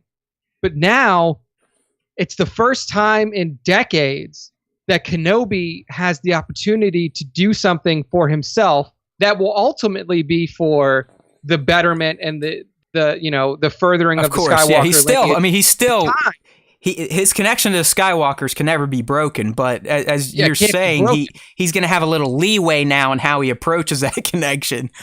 Exactly. Like he now has time to focus on himself, how to make himself better, how to put himself in a position to where he is the most useful to not only the Skywalkers, not only Luke and Leia, but to the galaxy as a whole. So, I mean, I just think that this next chapter of his life could be, you know, so interesting just from the lens of his journey, his personal journey, and not his journey attached to Luke or Leia or Anakin. The way they handled it, man, it truly is wide open. I mean, yes, there are plenty of restrictions, but they're not as many and as tight as I envisioned years ago when this was announced. I mean, I thought this yes, limited series, you can't do this, you can't say that, he can't go there, he can't see this person can't see that. And it's like, they handled it expertly, teed it up. It makes sense now. There are more stories that could be told that will not break canon, will not break continuity. Like I said, it's just going to enhance it. And let's be real, there's plenty of Vader potential too for future seasons, if not his own goddamn show. I mean, they end his epilogue more or less tees up a Vader series or Vader continuing in the Obi-Wan series, because he tells Palpatine, like, no, we will find this motherfucker. So you could still have Vader getting even angrier and just more evil in his relentless pursuit to chase down Kenobi after he failed again in taking him out. And I mean, this series also showed to all of us that you could definitely have a Darth Vader led series. I mean, it's 100%. I still don't know why this isn't a thing. Maybe they used the Obi-Wan banner to eventually give us a quasi Vader series, but there's potential in addition to what we just said for Kenobi and some of the plot in the season 2. They teed up Vader's inclusion as well. So yeah, the future is bright, at least for the Obi-Wan Kenobi series and those of us who enjoyed it and didn't worry about the production side of it. Yeah. All right. I'm excited. So moving on to a much less interesting Jedi, the Milquetoast Jedi. One that I do like the real life person that plays him. I think he does a good job. I don't know. I did not get much from Cal Kestis in Jedi Fallen Order that caused me to have any sort of emotional attachment to him. It's just like, whatever. BD1 I cared about more than Cal. But Nick has a little rumor for us about Cal and potentially his live action meatbag alter ego in Cameron, was it Monaghan? Yeah, so go ahead, yes. Nick. What are they saying about Cal Kestis? So Cal Kestis may, rumor, be getting his own Disney Plus series. So this comes from Star Wars Newsnet, which comes through another leaker out there. This was definitely like from my uncle's monkey type of deal. I mean, it was like a passed down through many leak sources. So who knows? Yeah. Christian Harloff. Oh yeah, that guy. Yeah, him. Yeah, like again, like this was, this comes out at a time where there really isn't a ton of fucking Star Wars news out there. But Christian Harloff is like somebody who tries to be a Hollywood insider, but apparently he has heard that there is a Cal Kestis show in the works at Disney Plus with Cameron Monaghan as like playing Cal Kestis. So the guy who voices Cal Kestis, the guy sense. who the entire character of Cal Kestis is based off of, would be playing him in live action. Now what there's, I mean, and that's the rumor. There's no plot details. There's nothing further from that. There's no production date set from what has been told.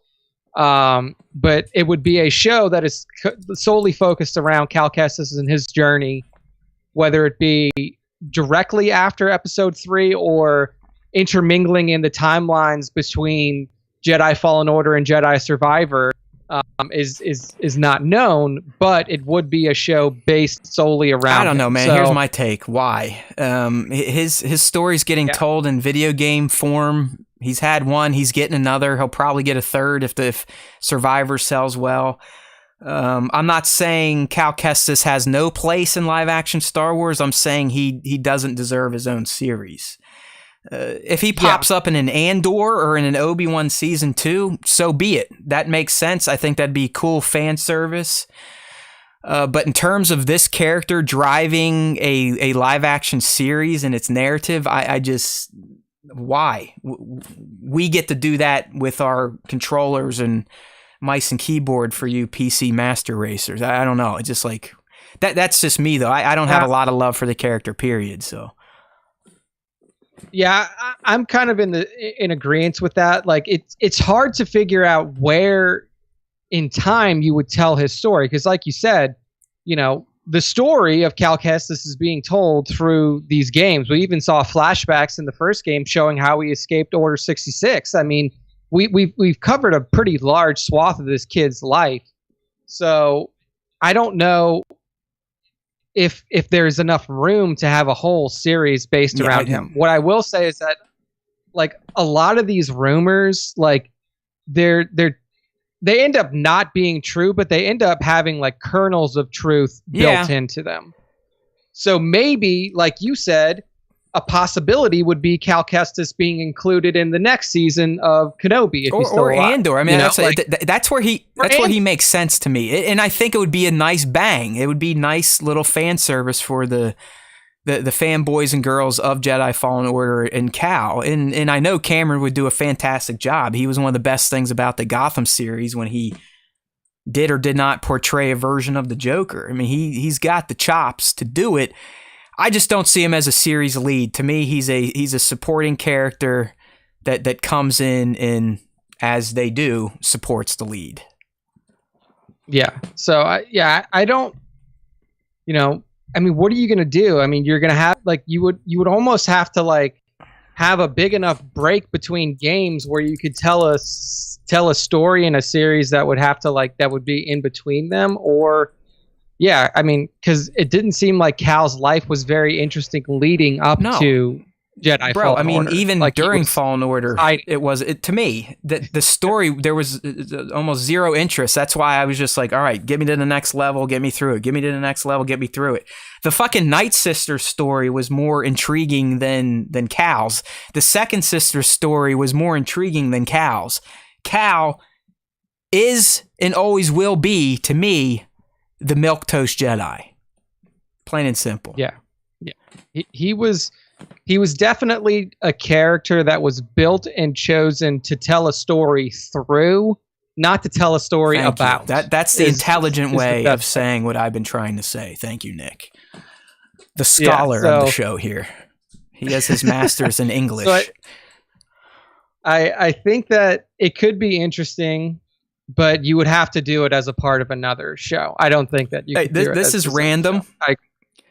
Do you still wear the Manscaped ball deodorant, or you out? Yeah, right. I still have some. So, if you ever want to make your crotch smell like Kraft mac and cheese, wear that stuff and then don't shower for about 48 hours. That's where I'm at right now, because I only get to take my seat shower every other day. And I've finally pinned down my new interesting ball smell to my natural juices mixing with Manscaped's ball deodorant, and it literally makes it smell like Kraft macaroni and cheese. All right, so there's a little anecdote for those of you.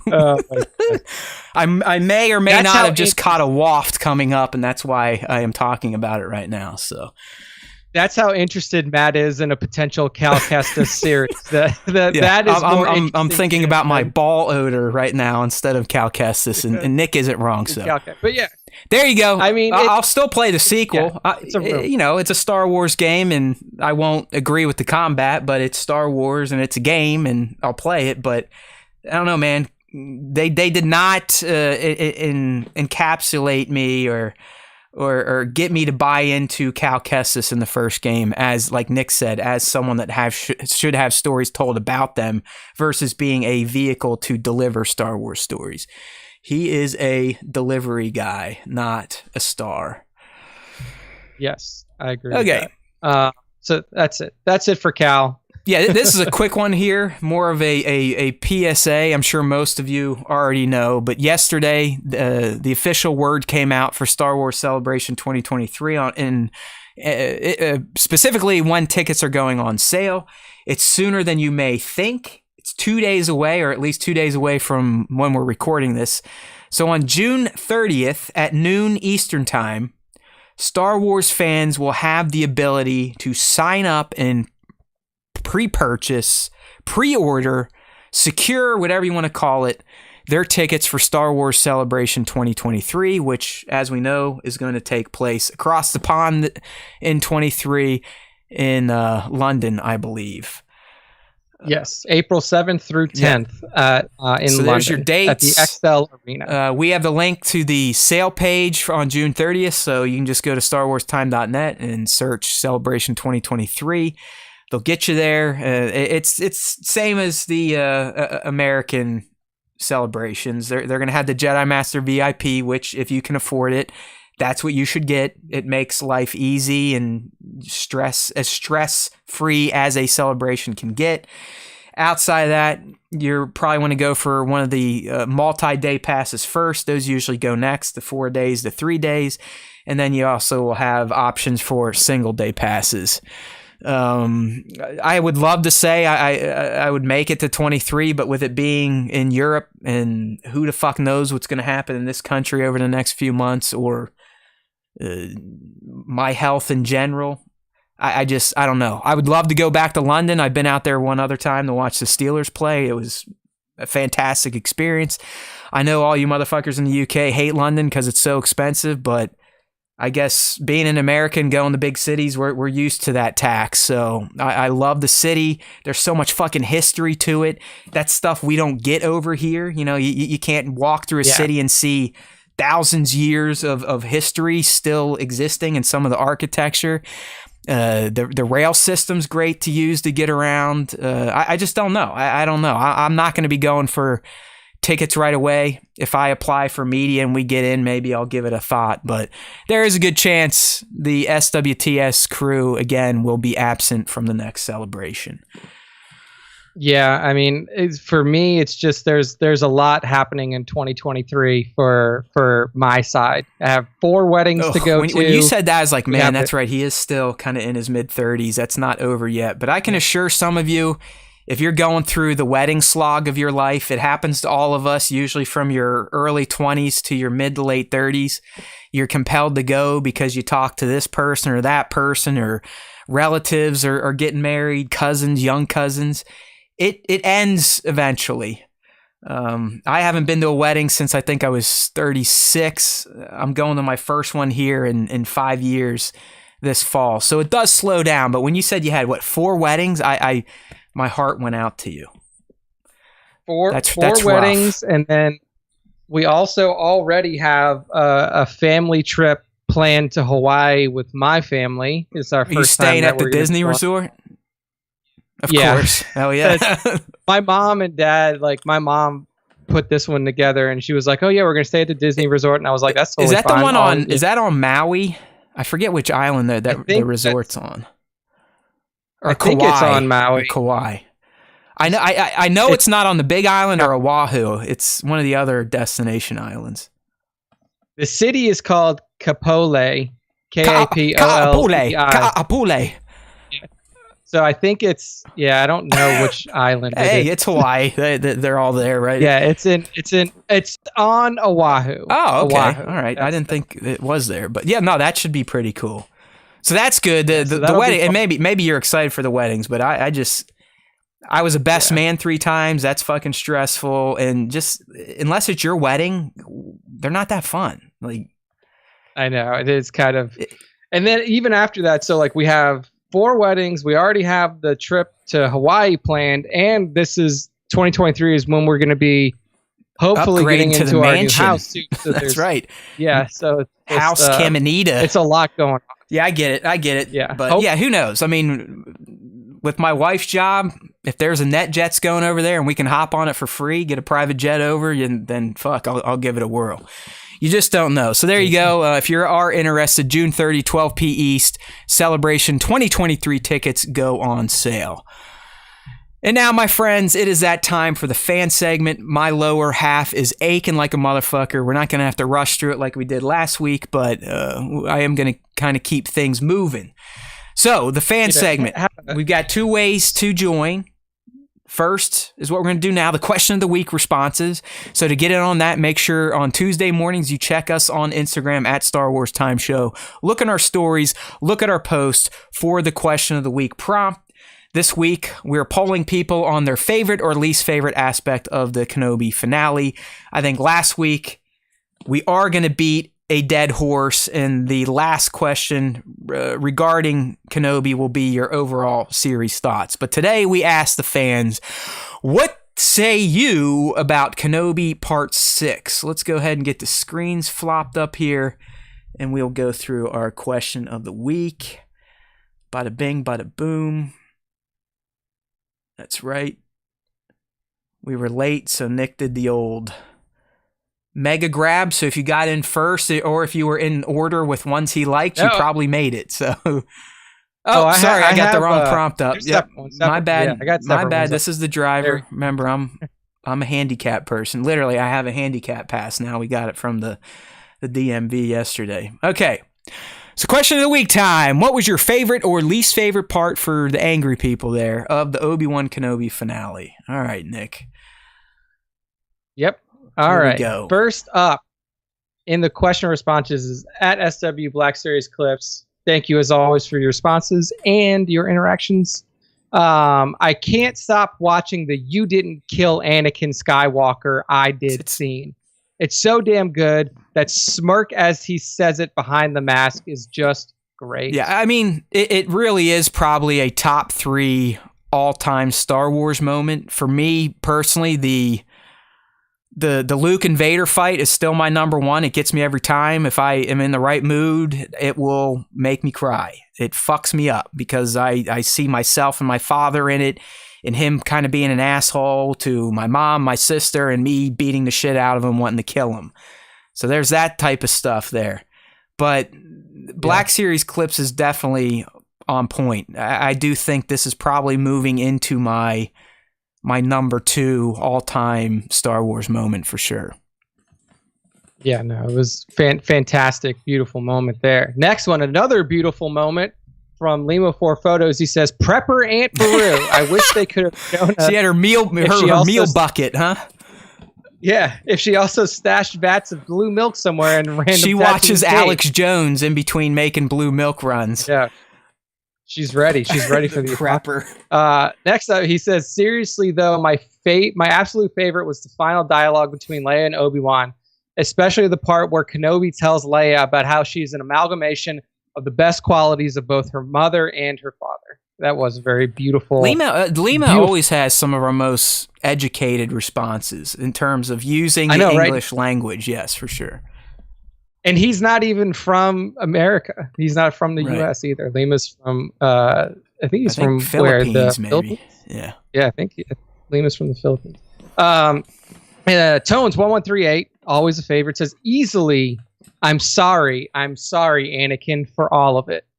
I am not your failure, Obi-Wan. You didn't kill Anakin Skywalker. I did." Probably the most powerful line since "I'm your father." Absolutely incredible writing alongside perfect acting and so very emotional. These Tones. No, nailed it. Next up, press pause photography. Of course, it would be easy to say the obvious moment, so I'll go with the small one. When Vader says, "Did you really think you could defeat me?" That line is so soft and subdued. I don't think we've ever heard Vader with that sort of inflection before, except maybe "It's too late for me, son." I just love how it showed Vader's emotion and how he delivered that one line. In episode 5, he says something similar to Reva, but it's in his typical booming voice, whereas here it's soft. I don't know. I just found it very interesting. Another intelligent viewer. Yeah. Press pause watches with a more intelligent brain than we do, but we agree. Indeed. Yes, yes, that is beautiful. Like calling out like a line like that is very subtle. It's said very subtly. So that's why we do question of the week. Yeah, good call out. Press pause photography. And the last one is from JL Toy Stories, and he just says the apology to Anakin was heart-wrenching. It was. I mean, to see the emotion and everything, like the emotion of sorrow from Kenobi, and then the maniacal emotions that come out of Anakin. That's a great way to describe it, maniacal, because man, that dude is twisted and evil, just like Ben said. I mean, now you see it. Props is right. I need to go back and watch A New Hope, because a lot of that dialogue to Luke now is going to have a lot more meaning and backstory to it. You know, he's more machine now than man. He saw that, and hell, he heard it. He heard the modulated voice while seeing the man flesh, and he was told how Anakin Skywalker died. And he, you know, from a certain point of view, it's really not even a certain point of view anymore. It's what happened. It's I mean, the certain point of view is his point of view. It's Anakin's point of view. Yeah, that's some deep shit if you think about it. Deep shit. All right. Yeah. So there you go. Like I said, that is the one method to get into the Star Wars Time Show, the fan segment, that is. The second method Nick's going to talk about right now, and that is our top 5 Star Wars featured artists of the week, which we curate throughout the week if you use hashtag Star Wars Time Show and tag us. And I do have to make an announcement here. IG's being fucking goofy. We all know it always has been, but I am now noticing that people that just use the hashtag don't show up in the hashtag. It's a few accounts, and it's some of my favorites. So if you're out there and you're like, hey, how come they're not even like liking my shit anymore? Well, it's IG literally is even hiding the hashtag posts now. So your best bet, sadly, because it fucks up my life, is to tag the account.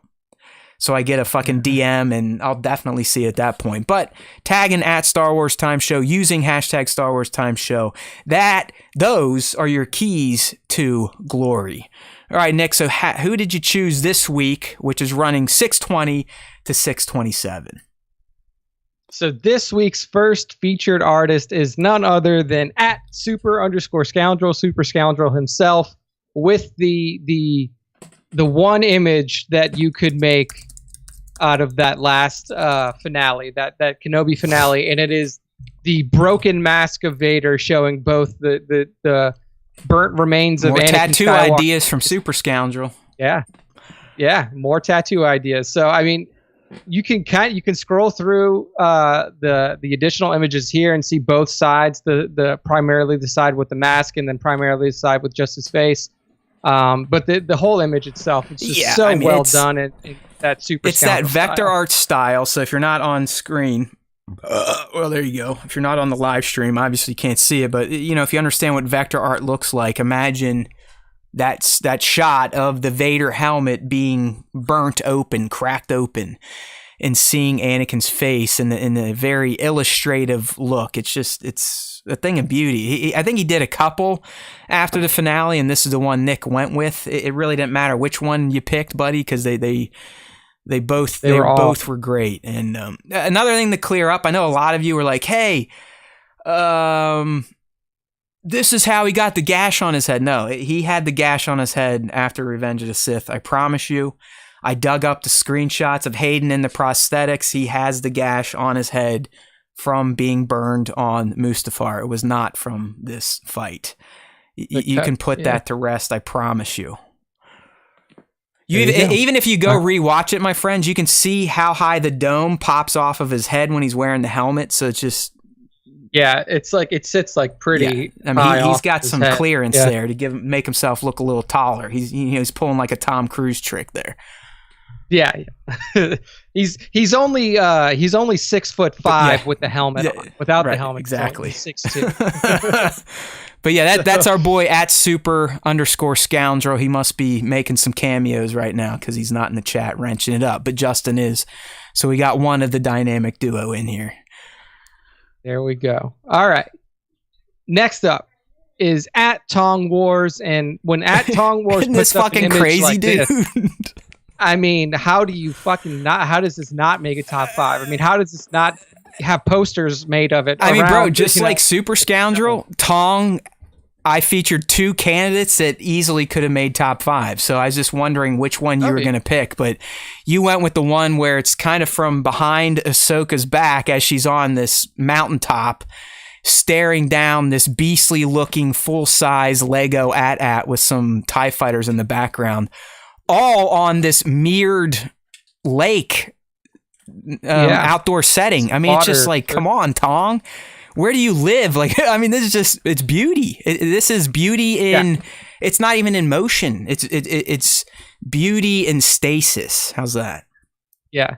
So he says, so on his Instagram, it says Central Coast, New South Wales, Australia. So he's definitely got those beautiful views somewhere around his house if he's living. Oh, here comes the special guest. She's coming in late. There she is. Are you getting ready to, what do you got to do tonight? Lacrosse, right? Yeah, I can't do swim. No more swim? No, because they start at the same time. Yeah, well, just like last night, you make sure no one can catch you at lacrosse, right? Win that tag game again. I will. Be the best. I don't even know if we're playing that type game. Well, whatever game you play, make sure you kick some butt, all right? May the Force be with you. You. Always. May the Force be with you too. All right, see you, buddy. Okay. You So yeah, back to Tong Wars shot. I mean, he has, in my opinion, some of the most just organic looking Lego shots in the galaxy. I mean, they do look like they're happening in our world, and that's kind of where he shines at Tong Wars on Instagram. Oh yeah, I mean he does such a fantastic job of capturing appropriate scale with these things. I mean, you have to imagine too that like this AT-AT that you're looking at that looks like it's 120 feet tall is probably what, a foot tall? It might. I mean, I believe this is the Ultimate Collector series, so it's probably the huge version, which might be around 3 feet. But even still, the perspective he takes in the shot, and you know, we hope you're seeing this. If you're just listening on the podcast, make sure to go to StarWarsTime.net and check out this week's top 5. But it's just it's ridiculous. Oh yeah, it's beautiful work at Tong Wars on Instagram. Give it a follow. Oh boy, I can tell you, man, it's where things really. I know my limit here. It's definitely the 2 to 2:30. Yeah. It's the 2 I'm hour. Trying, but I know I'm fidgeting on here like I got to take a big ass dump or a piss. That is not the case. It's my lower back feels like it's rotting out because I've been sitting for almost 3 weeks and the old leg is screaming. But we're getting there. We'll get everyone their due. So that's at Tong Wars on Instagram. At Tong Wars. Devin just got here. You missed your feature, sir, but guess what? You can go back and listen to the show, and it'll be right there for you. Next up in the top 5, this is at ChesPick66. A beautiful. It's like a silhouette. It's like a silhouette style shot. I mean, the sun is so low in the sky that ChesPick's more or less used it to silhouette his subjects, which it's a Tusken family. And then you've got, of course, you've got the sun peeking out, which is a trademark of ChesPick66 on Instagram, giving us this purple sky. But it's just it's a beauty. I mean, this is what he does. This is ChesPick's beauty in effect right here. Oh yeah, I mean, he's known for his beautiful outdoor shots, and I mean, this one, the colors that he was able to capture in the sky, like you're saying, the oranges, the purples, the silhouette of the 2 Tuskens with their animals standing on the top of Beggar's Canyon, maybe. You know, it's just a fantastic image from. That was the canyon they were headed towards, right? Kenobi and Jin. That's what I was gonna say. I wanted to say, I was like, was that Beggar's Canyon? I think so. I think you have to go through there to get to the Dune Sea, and we know that's kind of where he ends up in the Judlin Waste, which I think is in the Judlin somewhere around the Dune Sea. But yeah, okay, cool. Yep. So at ChesPick66 on Instagram, you will not be disappointed, especially if you love Star Wars and sunsets or sunrises. That's kind of what he marries together, and it always works out. Yes, 100%. All right. Next up is at 97_parsecs_photography. And this is a very clean and tasty shot from Republic Commando. So what we see is the bros from the Republic Commando video game mowing down some B1s and B2s during the prequel era of Star Wars. And I mean, it's almost like a poster. Dude, it's so good. It's almost like this it's so good to market the game. And these are all customs, by the way, from Black Series Customs. That's what 96 Parsecs told me, because I was like, yo, this is...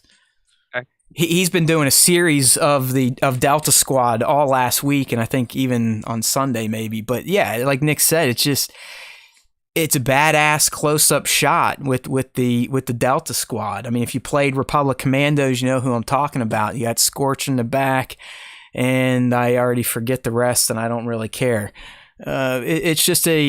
It's a killer shot the way it's framed, but really the figures, as 97 Parsecs Photography said, they really make it. I think 97 should also get a lot of credit for setting up the shot and the posing and taking the snap. But really, when you marry 97 Parsecs Photography's skills with Black Series Customs work, you get some damn good looking toy photography in the Star Wars universe. 100%. At 97_parsecs_photography on IG. Hey, Gregu, yeah, Well, you can get 15K hats. I still have some from 10K sitting in my basement, so have at it. just buy, you can buy those. We'll Okay, so buy the ones that go with Cheeseburger Teddy's telling me this is Boss 7 Fixer. Sounds good to me. All right, moving on. I'm like dying here. I got to get going. No, this is the last one. We'll hit it quick so Matt can relieve I don't want to lean himself back of this too far pain. because I feel like my ween's gonna pop out. So excuse me. Oh man, this last one here at Starfellows on Instagram. And what is it? It's a beach mall shot. It's that Egg Attack Mall, man. It's the Egg Attack Mall, leaning back on a nice Adirondack beach chair. Got a little umbrella with some Coronas, some Coca-Colas, some Heinekens all next to him. To me, this is what Maul did right after he ran into Qui-Gon in the desert the first time. They had their little skirmish. Qui-Gon jumped away. He's like, man, I'm going to have a fucking beer. I won, right? I won that little fight. He's like, I'm going to go celebrate. Yeah, so he pulls himself up a beach chair and umbrella and gets himself some cold beverages. But dude, it's just this Egg Attack Mall, I feel like I almost have to get at this point in time because he's been used so well in the toy photography community that it's hard not to want to own him. He just looks great. I mean, look at his fucking facial expressions. It's like he still looks exactly annoyed. That's what I'm trying to like. He's relaxing. He's at the beach, but he still looks fucking intensely pissed off. And that's what I love about this. I mean, it'd be like if you went to the beach, sat in your chair, opened up your beer, and then just turned beet red in your face, and we're like, I want to kill somebody. I mean, that's what it looks like. It's just fantastic. It does. And this is at Starfellows on Instagram, so make sure to go give them a follow. Very fun stuff on their account. A lot of Egg Attack, chibi type of stuff, if that's your bag, at Starfellows. And that's it. That's the end of the top 5. That's the end of the show. Matt, take us to the end so you can fucking take yourself out of this painful dude, I'm hell. about damn near ready to pass out, so I'm going to try to make this quick, but you all know what to do. StarWarsTime.net, that's our home on the internet. Plus, these days, with the couch life I've been living, the Jabba the Hutt living, that type of life, just sitting there like a slug and having people bring you shit, I have been doing a lot more short-form content, so please like that stuff, leave comments, and share. I did one today on Instagram, which is also on TikTok and YouTube. Please, that's where it's at. Doing that crap has helped. There's no doubt about it. We've added a lot of subs on YouTube, added subs to IG and TikTok, but the more the merrier. You know, people will watch the stuff you put in your stories or that you repost, just like you do when you repost The Force Awakens Daily or Star Wars Sis or Star Wars Daily. I see it all. If you can do it for them, you can do it for the Star Wars Time Show. Either way, if not, tell us why. Just be like, you know what? Your shit sucks. I'm embarrassed to share it. I'll get the message and try to do better. But until I hear that, I'm going to keep making it. So please spread the word. That is how you help the Star Wars Time Show. That's how you keep me from wanting to jump off a cliff right now. Okay. I'm in a dark place, but Star Wars kind of brings a little light in, especially when it's with fellow fans that are like-minded and appreciate the type of content we put out. So StarWarsTime.net. We're on the socials at Star Wars Time Show, Instagram, Twitter, you name it, YouTube. Give us subs if you have not already done so. If you are on the podcast platform, especially Apple Podcasts, I can't tell you how important leaving a rating and or review is for the show. It's everything. It's everything. Algorithms rule the internet. Without feeding the algorithm, which is clicking on the hearts, saving, story posting, leaving ratings and review, we get buried on the internet. So help us out, right? It's better than money. It only takes a few taps of the thumbs. It's not going to hurt you unless you hate us and our points of view. Then I get it. All right, my friends. there's always time for Star Wars time. We appreciate those of you that make time to celebrate it with us. Let's just keep growing that army. Let's keep growing that fan base. It's up to you at this point in time, because my dead ass, I don't know what else I can do outside of potentially delivering a podcast through my bunghole like Ace Ventura. Maybe that will generate some buzz. I saw Nick's face. He definitely doesn't want to have to look at that for 2.5 hours. So spare him and get those likes pumped up, the subs pumped up, the sharing, the comments. You know what to do, Johnny. You know what to do. Besides, we tell you every week. So tell your friends. If you do listen to the Star Wars Time show, the Force, the thing that Obi-Wan recaptured, will be with you always.